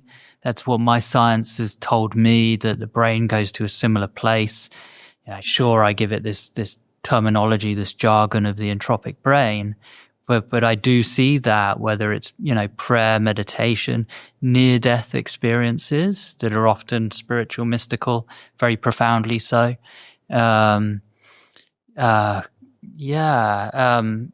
being immersed in stuff like music, you see this more entropic brain activity. So I think it's the same thing. These states are kind of bottom line. The induction methods are the different thing, but you get into the same essential sort of psychological, experiential, and biological place. Now, should that scare anyone with, say, religious beliefs? If I'm saying there's a biology here that's consistent, and actually it's a biology that you can get with psychedelic drugs, would that scare some people? It probably would, and I would say, just give it a bit of time with that, This is science that I'm sharing. It's not ideology. It's like insight that we've had about things. Let it sink in, Culture changes. We've had religion for, a few thousand years, and that's it. If you put that in a cosmic ruler, let's say that ruler's, I've done this before, a kilometer long, and that's the age billions of years. Yeah, that's close to 14 billion years. That's a kilometer. Where are we here with religion? I mean, it's not even a millimeter. It's like the major religions. You're going to need tens of thousands of years to get a couple of millimeters. And that's how long we've had this religion thing. So just let it sink in. All beliefs and cultures throughout history, they change. Yeah. And maybe there's a maturation process here. I think the thing about religion is interesting because, there's another outcome to all this that in some ways, I mean, when you look at the mental health numbers, that is just mind-blowing on its own. But the other thing that I found was mind-blowing is a lot of times people come out believing completely different things about reality. I mean, you mentioned Sam Harris before, and obviously he's famously been like on the far side of, in terms of atheism and stuff like that. And, one of the studies that you were involved in looked at longer term belief changes after high dose psychedelic sessions. And I think the number was something like 54% or around there, 50% of participants who were like hard materialists ended up completely changing their worldview.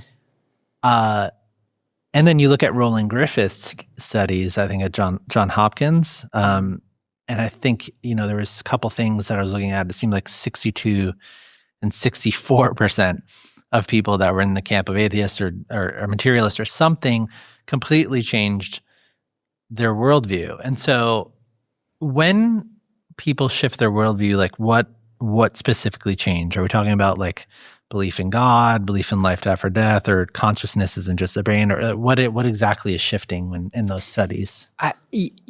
So they are moving away from a hard materialism, that the essential thing in the universe, a physical reality, like an atomic view of the world, that there are little grains that make everything up, and everything can be understood like billiard balls crashing into each other. If you could only model that well enough, you'd realize that there's no playing of dice here. There's no vagueness. This can all be plotted out, deterministic and causal. That might be a version of hard materialism or hard physicalism. I don't share that perspective. That's one extreme. And maybe at another extreme, it would be that everything physical, it's all illusion. The only fundamental reality is mental. You'd call that idealism, hard idealism. That's the only real thing. It's the only thing that we can be sure of is our consciousness. Consciousness is everything. You might think Deepak Chopra and, ancient Hindu philosophy and so on. Bernardo Kastrup, and I would say that's another extremism. I don't share that view either. There's another way, a middle way, which is more of a dance between the extremes, that says there is reality, and let's, for simplicity, just think of one reality, but there are different ways to look at it. We can look at it more objectively, like observing an object. That's what scientists like to do. When we say we're being more objective, that's what we're saying we're trying to do. And then there's the interiority, the subjective perspective. And the two are like two sides of the same coin. There's a term for that in philosophy, dual aspect monism. And that's where I'd put myself. That's why I care so much about the psychology and the experience, and I consider that bottom line and fundamental. But I also think that there is a reality that can be observed with a greater degree of objectivity, and the two aren't mutually exclusive. You can hold them both. So that's what I like. But we did see, you're right, we did see this shift away from hard materialism. And some people move all the way to an idealism. Some people start believing in God when they were atheists beforehand. I think there's these changes, they can be very sensitive to the cultural context surrounding the experience. If someone has a near-death experience and then becomes an evangelical Christian, I think it's easy to say that there was probably some cultural influence that caused them to adopt Christianity specifically. Maybe they went to church when they were young and they let it go. Maybe they're in a community that has churches and they're Christian churches. Like, it's not a fluke that they've gone to that particular religion. Sure, that's going to sound offensive to Christians who would believe that, no, that's actually the ultimate and only cosmology, if you want. But I would say, really though, I mean, I'm a scientist, and I like to the point that this is just a couple of millimeters, not even that in a kilometer long history of the universe. 40 meters of which is life and subjective experience. Like, this is a tiny, tiny thing, this religion thing, in terms of the history. So why that specific narrative and story and mythology? It's going to be culturally dependent. And I would just say, let's be mindful of that. I do think that there is an experience that transcends, to some extent, the cultural dependency of things. And I'm surprised that some people find that so controversial. For me, it's very pluralistic. But they seem to think that that's a culturally specific too, that it's somehow monotheistic or whatever. And they'll say, yeah, but you can trace that to the ancient Greeks, and that's what you're promoting here. I don't know. A bit of Hinduism I know sounds a lot like this too. They'll say, this person believes in that God, this God. The gods, they don't matter. They don't matter. That's all Maya. That's all just a play. But there's an ultimate reality underneath it. They weren't the ancient Greeks. So I do think that there's a fundamental transcendent spirituality that does go beyond mere sort of cultural framing. And yeah, I mean, it's kind of hitting up on a lot of things I just mentioned about the Daniel Kahneman thing, the associations, and I think it's interesting to go after like what is the thing underneath the thing, the truth that we're under of these experiences, not just with this, but maybe with other fields as well. And I like the definition that you put on. I think spirituality is kind of like potentially like an innate sort of like genuine sort of connection that we feel, and maybe a religion is maybe like a scaffolding that goes on top of that, a community project. It's like a shared set of beliefs or rituals or whatever that could in some way unlock that transcendence. But a lot of the things that complicate this conversation is, religious trauma, spiritual trauma, whatever, people having adverse experiences with religion, which skews their perception of even potentially what we're talking about right here, because they can't just look at the thing that we're talking about with psychedelics on its own. It becomes complicated by like all this other stuff. And so I think that is really interesting. But when it comes to the pure numbers, it's just mind-blowing. I mean, if you have 50% of people who identified in one worldview switch based off of these encounters, and then you think about, okay, someone goes to the mosque or a church service, okay, let's say that they're an atheist or agnostic or something. I mean, maybe you're going to get like a couple percent of people who feel enough conviction during that service to then change their worldview in some sort of way, maybe. I mean, this is like exponentially higher percentages, which from my perspective speaks to the like you said, most meaningful experience of their life, or the power of the actual experience. I mean, it's just like remarkable. Like, what on earth like does that? It's really? very, very powerful. Yeah, very powerful as a tool, as a socio-cultural tool to change people. And of course, populations are made up of people, so you could potentially change culture. You could change a population. So it's very, very powerful in that sense. And that's another answer to why did psychedelics go from this sophisticated, breakthrough medicine in the 1950s to, a political enemy number one, public enemy number one, and, fuel of the counterculture and so on. I think that was a realization like, whoa, this is so powerful, it's dangerous. Let's put a lid on it. Yeah. So, I mean, could something like that happen again? I would say, yeah. Would it be so bad? I guess a key question is, are people seeing truth? Are they having a veil lifted and seeing things with more clarity? And there, annoyingly, I'm going to say it depends.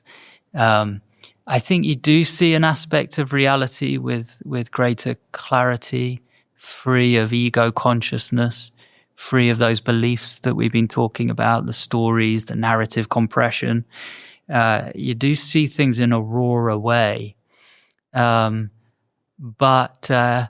you also see these forms, and I would say they are forms that have a basis even though it's naturally a loose space, they do have a basis in the mind, in the psyche, in the soul, if you want, the whole of the mind.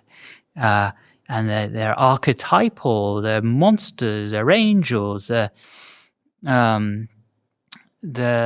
animals, but they're of the mind, in my view. But what happens, or they're aliens, what happens is people have that manifestation, that vision, that experience, and then they start to do the story making, the trap. They were given this glimpse of things with the veil lifted, but now they're entrapping themselves again. And they're like, these beings, they are this, and they're starting to engage a narrative. Oh, there's literally another dimension. This is a real thing in the psychedelic space, that people believe in the transcendence of this consensus reality and the transportation to another dimension populated by these, all-powerful alien beings. It's a big deal. I mean, it's, on a big podcast that I won't mention its name, almost conspiratorial. I was going to bring that up. Okay. No, because Joe Rogan has been open about his experiences, and I literally have a direct quote about this because it's mapping on to what you're saying right now. And so he said, I think he said this last year, but he said, you could live your whole life and not know that the most shocking, profound thing in existence is 3 hits away. And all of a sudden, you're in a completely different universe in 20 to 30 seconds. If you take DMT, you will communicate with something. It's so beyond description that me talking about it is like trying to explain a kaleidoscope to a blind mind. It's so beyond anything you can explain. It's entirely possible whatever consciousness is can pass from this stage into another stage through DMT. The craziest thing about DMT is it's like having a meeting with God. It's like having a meeting with the divine, unbelievably wise, living energy, whatever it is, the source of everything. And it leaves you so humbled that after it's over, you still look like you still wear the same clothes, but you're not really you anymore. You literally have changed. It's pretty good. Yeah, I'm impressed. He's talking about this trans, but it is interesting because, and we had somebody else on the podcast, we had a conversation about marriage, and it was a divorce lawyer, but he was talking about a psychedelic experience. And this is a guy who came from, had excommunicated with religion and stuff like that, but he had an experience, and with just conviction, he was just like, yep, there's another dimension that exists. Yep, there's another thing that exists. And it seems like one interpretation that people come out with is that, and again, I don't know if this could even be proven, is that you're seeing what's happening in the brain, but somehow they're accessing something else, that they're seeing something else. And I think that's the move that I would just say, I would advise people to pause on. I mean, each to their own, really. It's not like, beliefs of that nature are a new thing. It's essentially religion, often, it's almost the definitive of it that there are supernatural beliefs about other dimensions and so on. What I would say about, that piece by Rogan was really good there. There was a bit that I would pick on a little bit, which is the kaleidoscope to the blind person analogy. It sounds pretty good, and it is pretty good. And there is something there about being blind. But I would say that not all of us are here. Whether it's through psychedelics or meditation, people have got to know that vaster mind. Yeah. We're not all blind, and we have been having conversations about the vaster mind for a few thousand years, and you'll see it in ancient philosophy, teachings, spirituality, religion.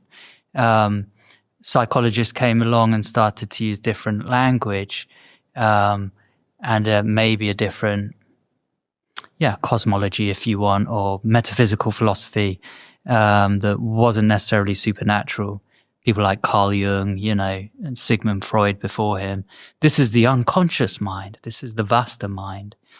And that's what I would say, is that this isn't entirely uncharted to us, including scientists and an academic like me, who has, I had a religious upbringing and background, but I would go to psychology to explain the experience rather than supernaturalism and a natural transcendence. So he's doing what he does it very well. It's a very popular podcast, which is to tease people with this spine-tingling other possibility that, if that's real, then that's really mind-blowing. And we love that. It's like a really good drink that keeps on giving. We're suckers for it. But I'm not sure if it's really, really solid. And so there were some aspects of the terminology are speaking to a certain worldview, monotheistic religious view, for example, one God. And that the psychedelic experience doesn't always match that. It can also be many gods. It could be polytheistic.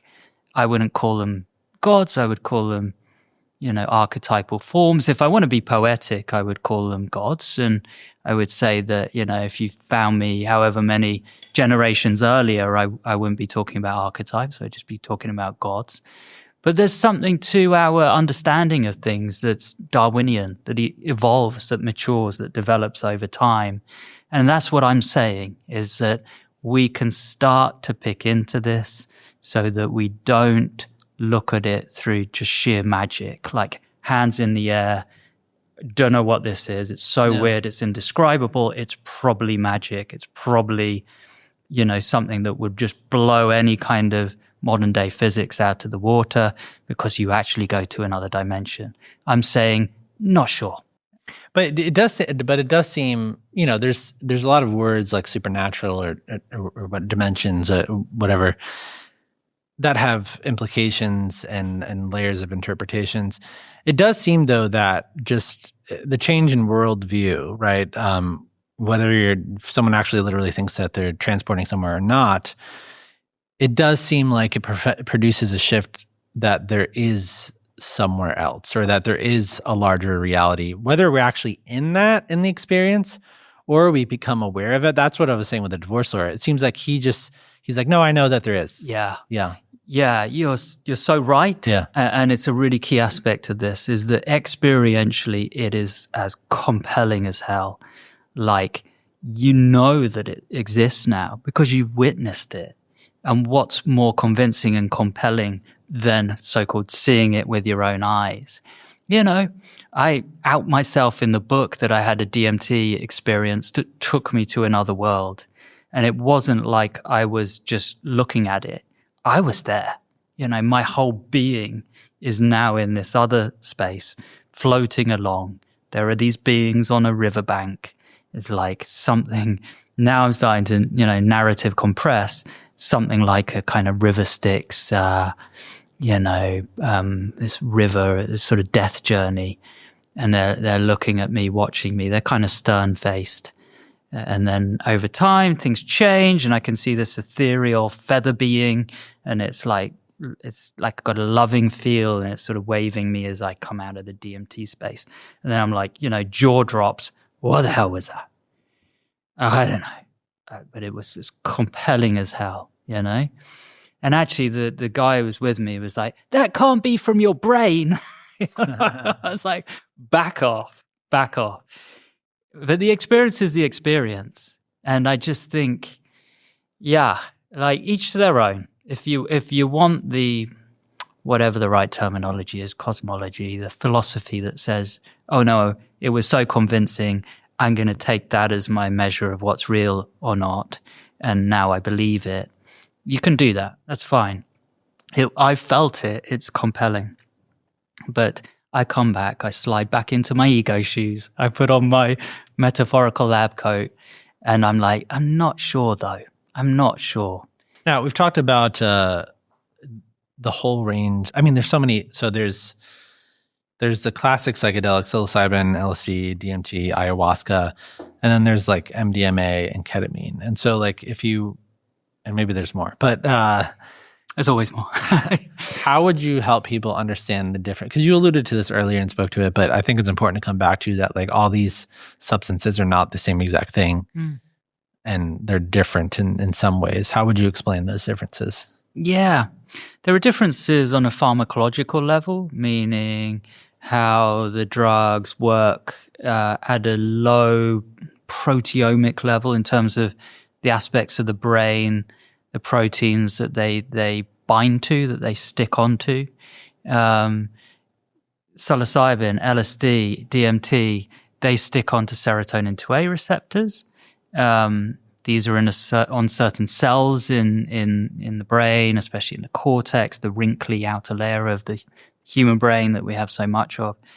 MDMA isn't a direct ligand, chemical that binds to receptors.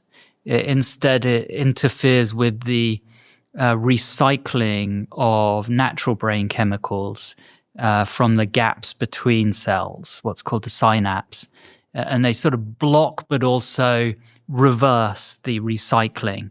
So they start to actually spit out the natural brain chemicals, and especially serotonin. That's what's really definitive about MDMA.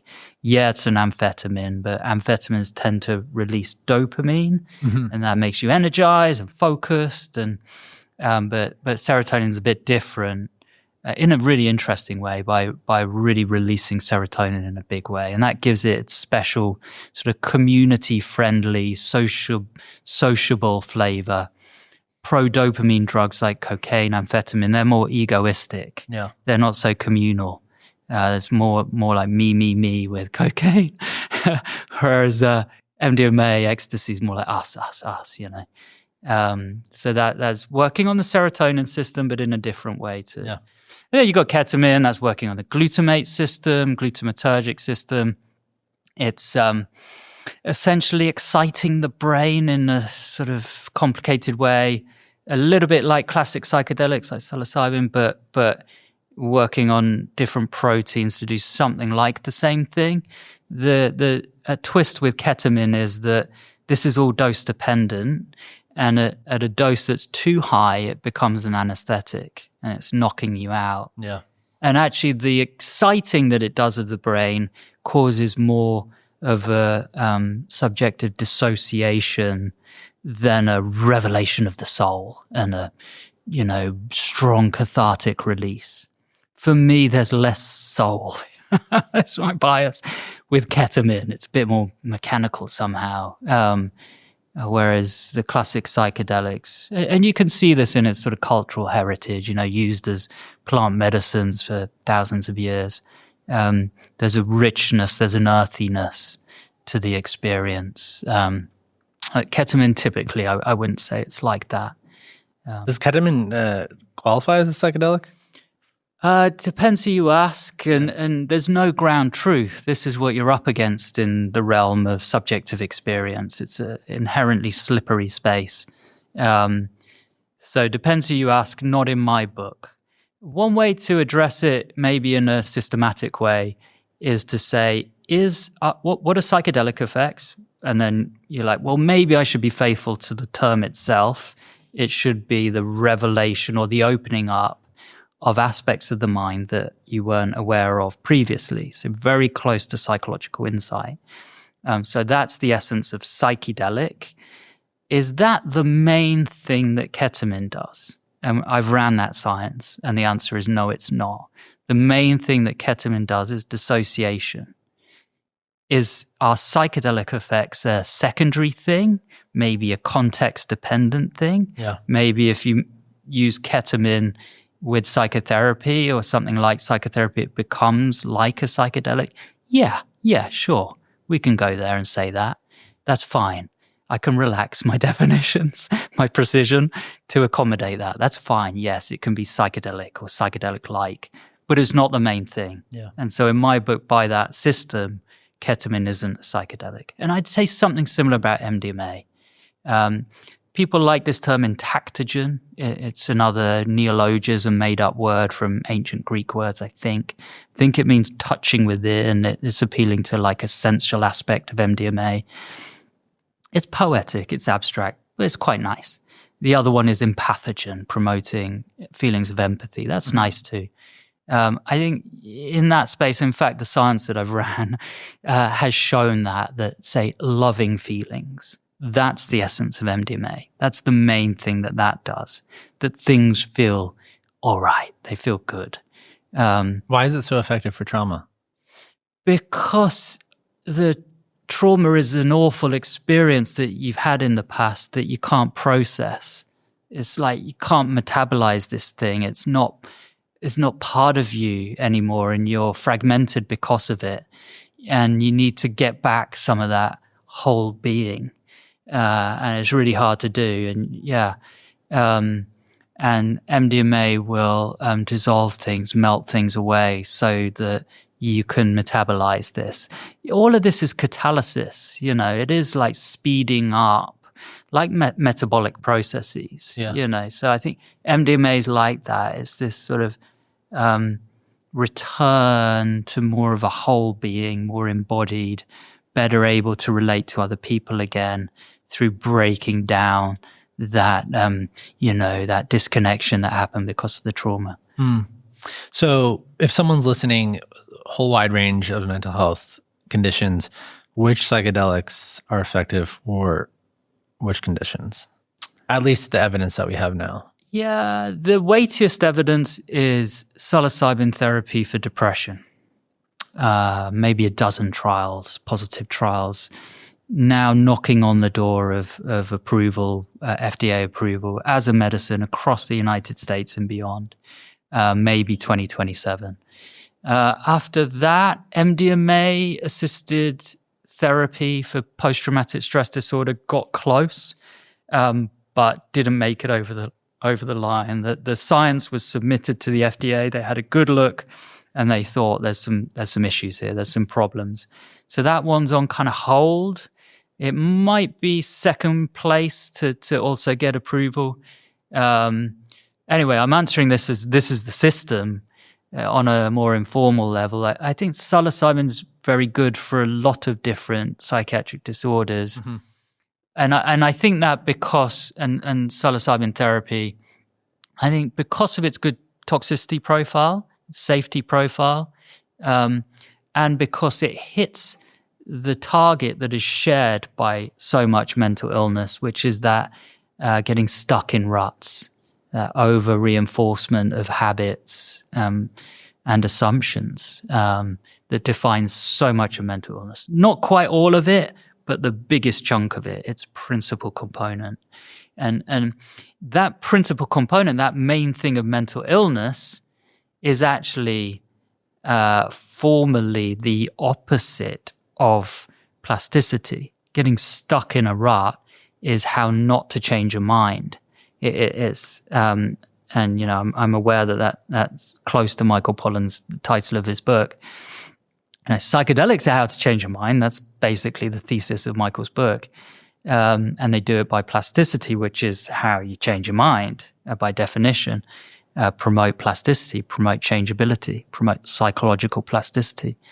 But mental illness is how not to change your mind. It's how to keep the status quo, keep things the same.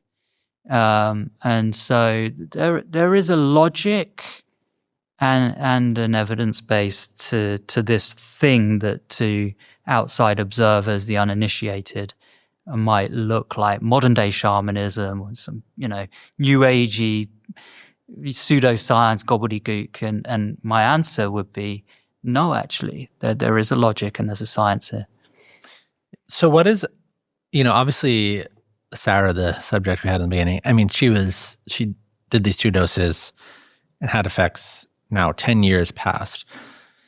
How important is the actual dosing, the actual potentially therapy that's supporting you while you're doing it? And then how important is some sort of like integration of your experience afterward to get a benefit for any of these set conditions? So the fast and simple answer is we think really important. And then the better answer, unpacking things, is that we're testing that question in a systematic way, in a scientific study that controls those non-drug elements. And to test it in a rigorous way will control these things, but they could be so complex, these contextual elements, the relationship, how you feel towards the people who are looking after you, the music that you listen to, what the lighting's like in the space, what the smells are like. It's like on and on, all these different variables. They could contribute in an additive way. They could contribute in a kind of multiplicative way, a non-linear way, exaggerating each other. So it's a very complicated soup.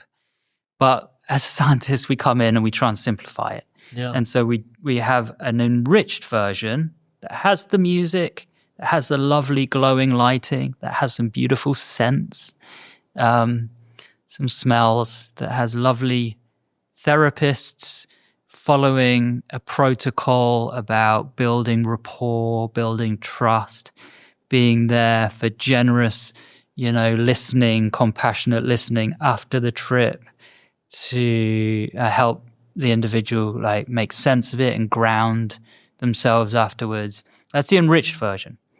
The unenriched version takes out the music, keeps the lights as they are, so the fluorescent lighting, that's what people have got. It doesn't provide a huge mattress on the floor with a lovely, a Native American pattern on it. It's just the hospital bed, really. So it's, and this basic package isn't meant to be, adverse.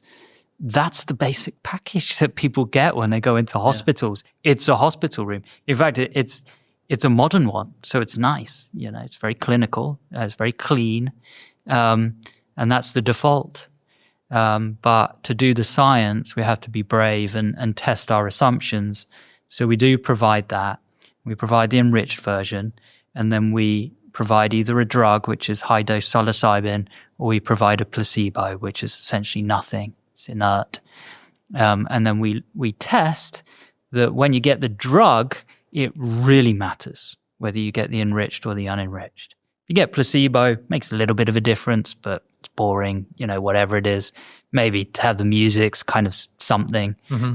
But it's not a huge deal. But with the drug, oh my God, you could have the most beautiful, profound, transformative experience, or you can have a weird experience that's kind of unpredictable.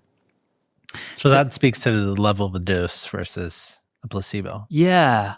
And so we're testing that. That's the best science that we can do to test this idea that the set and setting really matters. Another way to answer the question is that there have been studies that have looked at the impact of set and setting in an indirect way.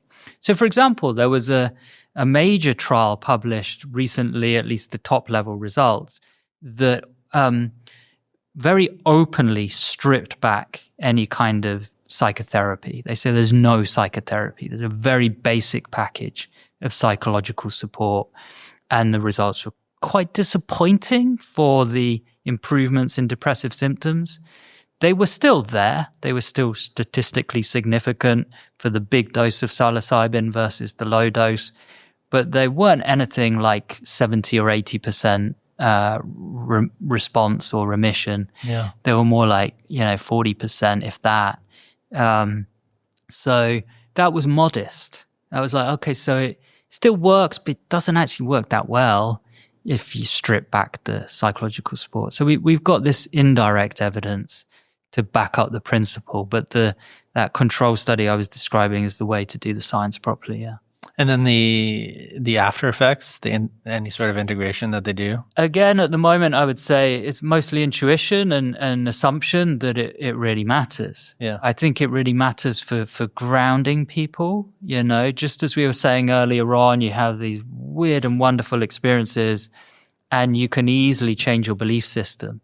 Maybe you start feeling, maybe because of the culture that you were in when you had the psychedelic, like you were in the jungle, and it was ayahuasca, and the ayahuasquero who was providing it is telling you that maybe we exorcised a demon that had got into your soul, and now you're going away thinking freaking heck, I was possessed by a demon and the shaman told me so. And, you know, so it's messy, it's complicated. It seems like that happens. That happens, you know, and this is the thing, you know, it's risky in that sense that people's philosophies and belief systems can get transferred over, belief transmission, they can get transmitted over to a very thin-skinned, you know, open-hearted, open-minded, hyperplastic now person who went through this thing.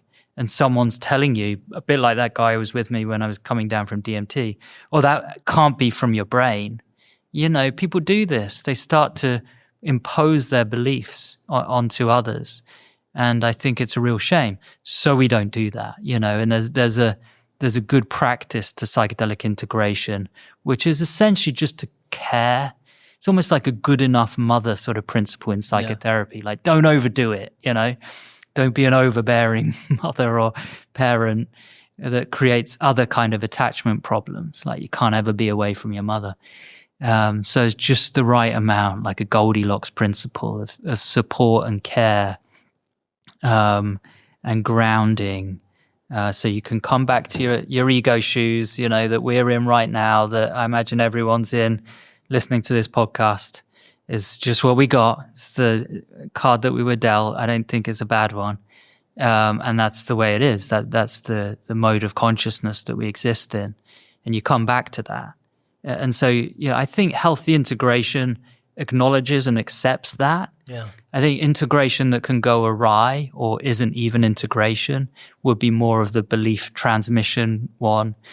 Well, it's either absent, and that's problematic because now you're not sure what's what and you need someone to talk to, you need some assistance, or it's too aggressive. And you have someone telling you things that I would say they really shouldn't, you know? Yeah.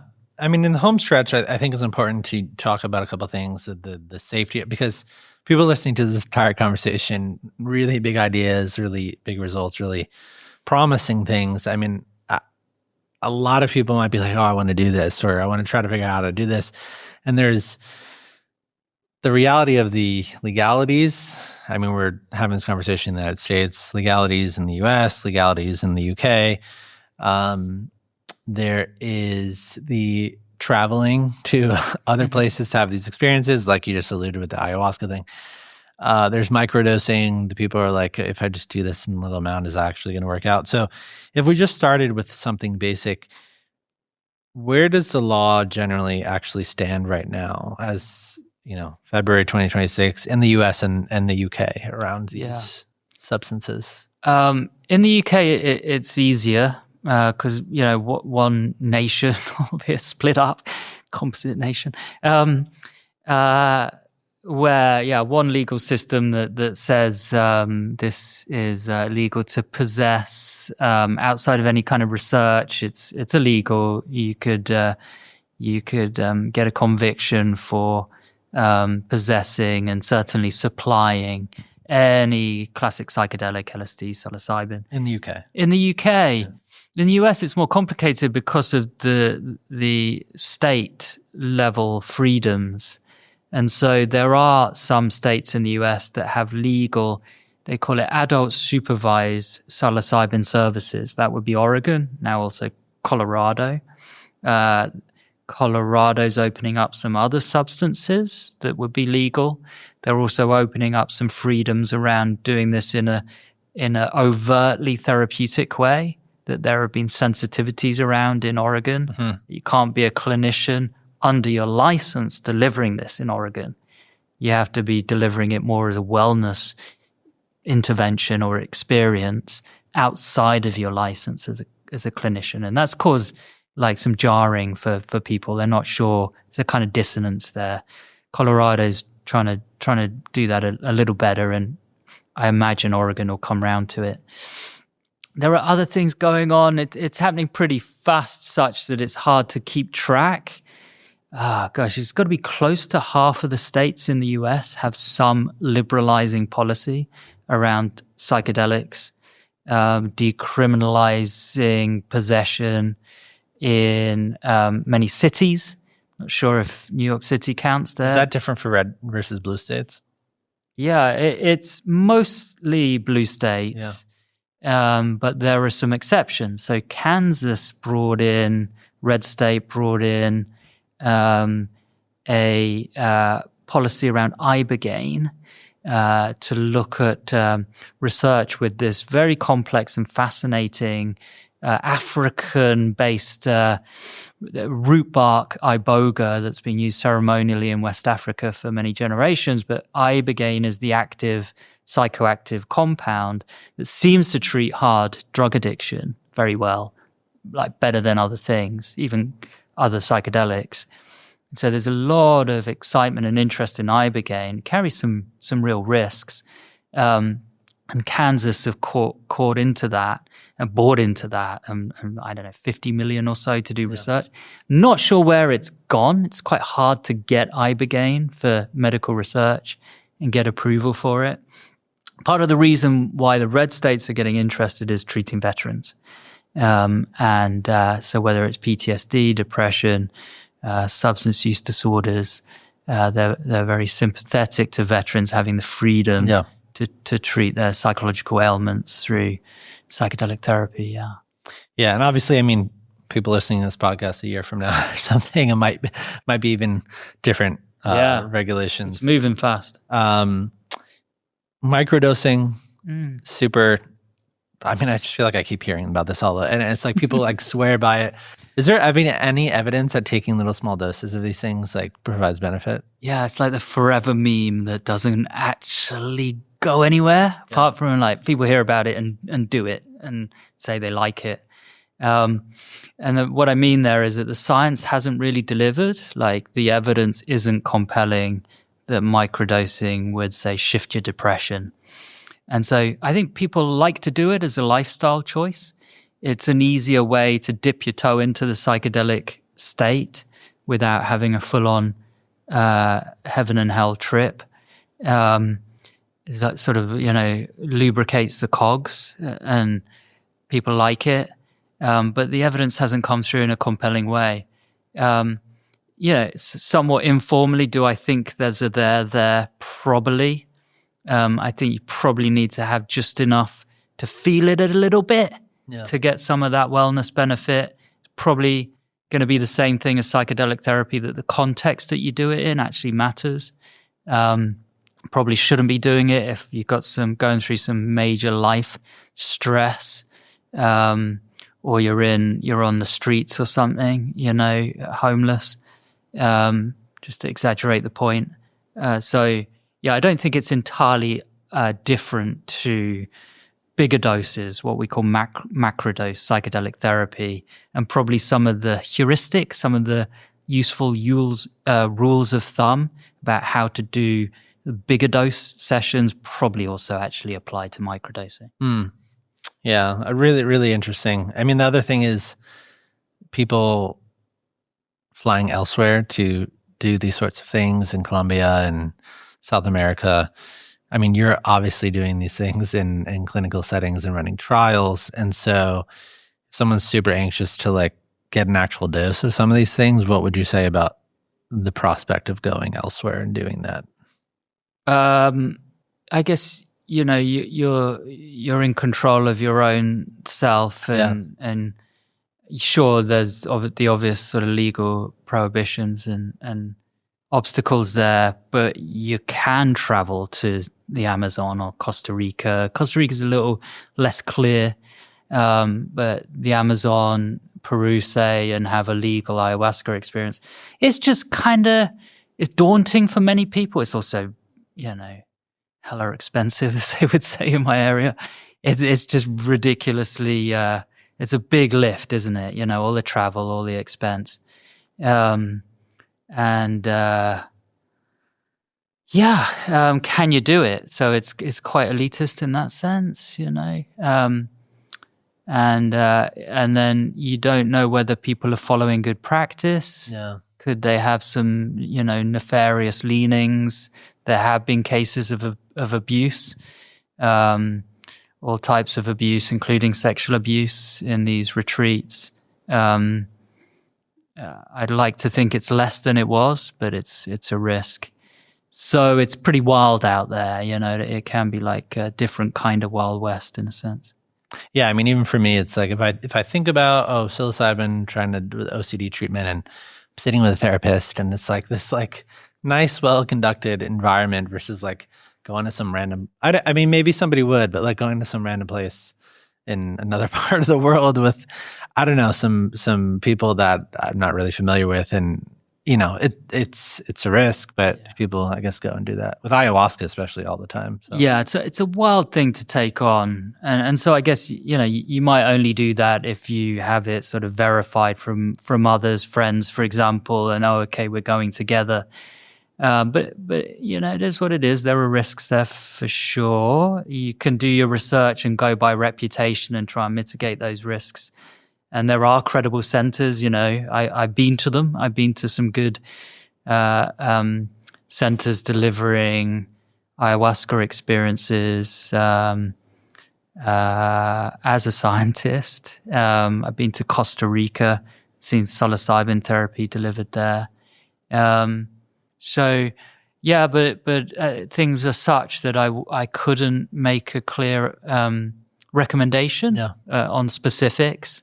But the internet is it's a wild place, but there's a lot there, and people can do their homework. Yeah.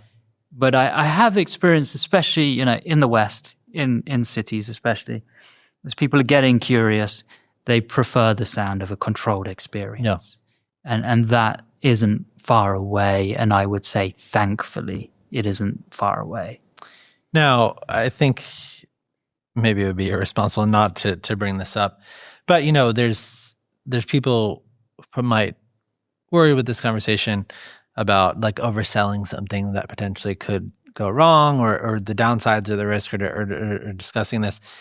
I mean, Post Malone, he had this quote in an interview 2023. He said, "I take mushrooms. I like shrooms. Not as much as I used to. It really affected my short-term memory. Maybe it was just a stint of habitual overuse like that daily." And so it's like public quotes like that, right?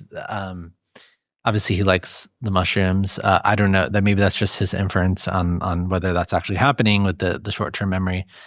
But it kind of goes along with the preconceived notions about this is going to, stuff in the 60s, the brain and the whatnot. So are there real risks to psychological health, your brain health, your body, whatever? And what are the things potentially that people should be aware of? Yeah, there are real risks. There are risks with anything that's active, that does something. Yeah, so what are they? I don't know anything about short-term memory. If anything, there would be more evidence for cognitive improvement with psychedelic experiences, say with psilocybin. Not during, but afterwards. So things like cognitive flexibility, the ability to set shift, to change a regime more freely and flexibly, and rather than be motoric and sort of rigid, being more able to sort of be on your toes and more nimble. That seems to be promoted after a psychedelic experience. Again, not during, but after. For a long time, there's been this thought that maybe creativity could be enhanced. In terms of, say, brain damage, there is nothing there that's compelling. There had been work with MDMA that sufficient doses can atrophy the serotonin, the axons. They're the sort of like the, what would they be? Like the arteries that go out. They can degenerate with overuse of that amphetamine. We've got to remind ourselves it's the methamphetamine analog. Sure, it releases serotonin, and that is good, generally speaking, feels good. Is not a big dopamine dump like amphetamine, methamphetamine, cocaine. But it's still an amphetamine, and so you can overdose and you can damage those serotonin cells through addiction too? Not with MDMA. It doesn't seem to promote Moorish behavior, like you don't keep going back. chasing a high, Yeah, you do with the other stimulants, with amphetamines, cocaine, classically, but not with MDMA. For whatever, brain chemical reasons, it doesn't promote that. You can leave it alone. You might like raving a lot and go, to clubs and take MDMA every week, but it's not an obvious sort of physiological addiction. Now, the classic psychedelics, there's good evidence from rodent research and looking at cells in dishes, classic sort of basic neuroscience research, that you can actually grow parts of neurons. The sort of twiggy, leafy bits of the branchy bits of neurons, the receiving ends, like a tree, the branches and the leaves. You can replenish maybe, and also just grow more sort of foliage with psychedelics, the classic psychedelics, psilocybin, DMT. Did I say LSD, psilocybin? Yeah. So you can do that. And so that's neuroplasticity. It's anatomical neuroplasticity. It looks good. People love to see it, and they'll hold it up and say, look how good, magic mushrooms can be for my brain. They'll say young people have neurons like this. It's de-aging, and there's been a whole growing narrative around that. There's something to it. It's just there are some gaps. Like, we don't know. It probably does happen in humans, but we don't have clear evidence of it yet. Mm-hmm. It is generally true with all gains. There's a loss, there's a cost. And one of them might be that there's some preliminary evidence, and this will scare some people, that brain tumors, gliomas, their growth can be accelerated through the mechanisms that psychedelics work on. So if you have a glioma, if you're unlucky enough to have a brain tumor of this nature, if you were to take a psychedelic, it could accelerate the growth of that tumor. Now, the caveat here is, psychedelic therapy has been shown to be very effective in end-of-life distress, and that's often end-stage cancer, and many of these cancers could be brain cancers. So does that mean we rule out psychedelic therapy in end-stage brain cancer? And I would say not necessarily. There are other examples where people use medicines in a palliative way, like benzodiazepines, anti-anxiety drugs in childhood cancer, where it's done in a compassionate way to alleviate pain. And so something like that could still be possible, even with brain cancers. But it will scare some people, and they might think, I want to get an MRI scan to make sure I don't have a brain tumor, so that I can feel okay about going off to have a big psychedelic experience. So, okay, again, each to their own. I would say that there's no evidence that I'm aware of at all that there is a causal connection where psychedelic use causes cancer. There's just nothing there. So this is only actually tumor cells grafted into a mouse, and the growth of that grafted in tumor, it was accelerated through exposing the mouse to psilocybin. So, covered a lot of ground today. Remission rates, worldview shifts, just the little things. Yeah, enthusiasm, risk.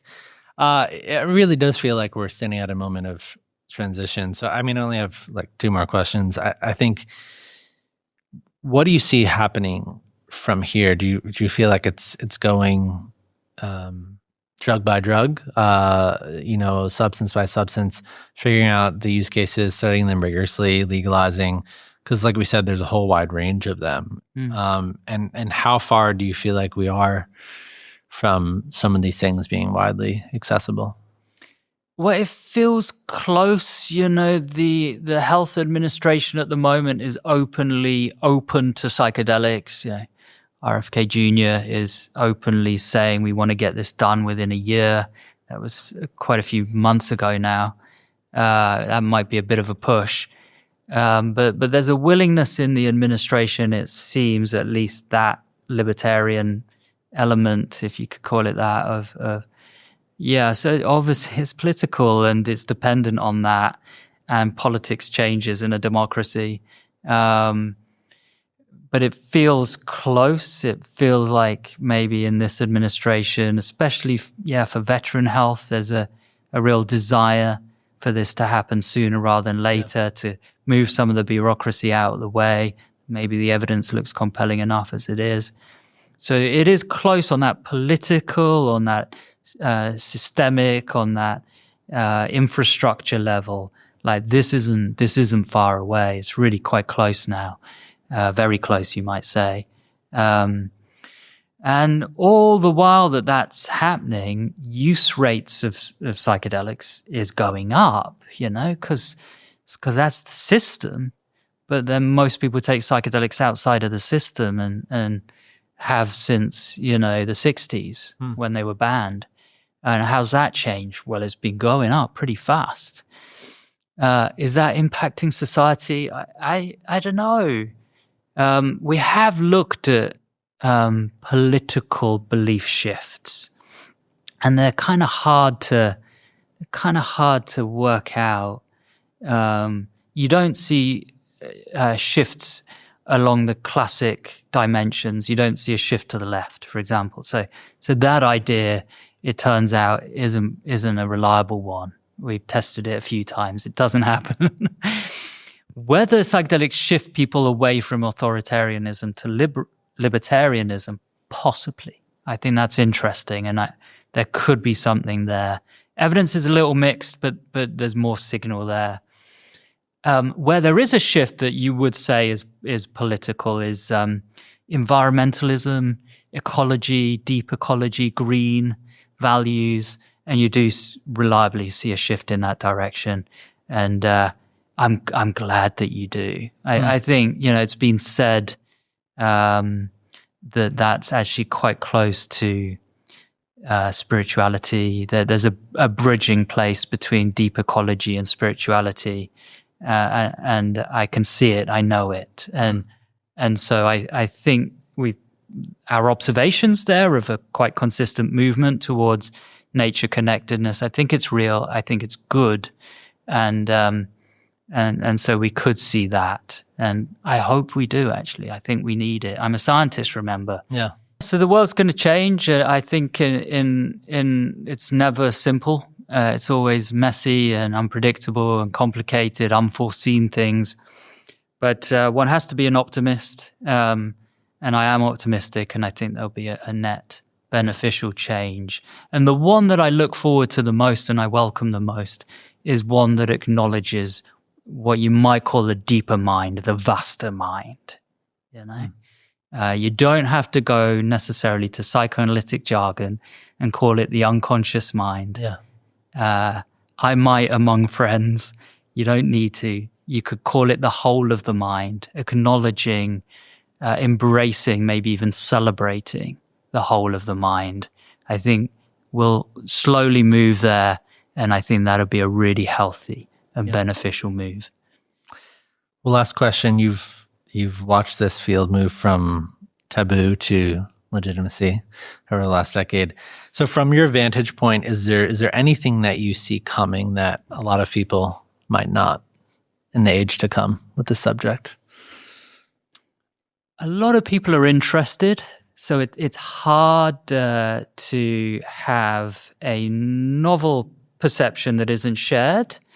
I do have one that not everyone would realize, and not everyone would necessarily love it, but I do think it will be a good fit, whatever you think of it, say politically. And I think that psychedelic therapy, psychedelic medicine will work well in the wellness space. So it won't just be about treating intractable depression or shifting hard substance use disorder. It will also be lifting up, Joe Public's mediocre well-being. Mm-hmm. Yeah. And I think that'll be a big market. It's arguably a safer space. There's less risk in such spaces of less vulnerability. And I think it'll synergize well with other things that people do for wellness. And it'll slot into that wellness movement, if you want. And people can straw man that movement. I don't know why they would necessarily. It's health at the end of the day. Sure, there are other nuances, but it's a tough argument to argue against better health. And I do think psychedelic medicine could fit into that space very nicely. Beautiful. Well, thank you so much for being here. This was a wonderful conversation, and I'm sure it enlightened a lot of people on the subject. So, I hope so. It's been a pleasure. Thank you. Yeah.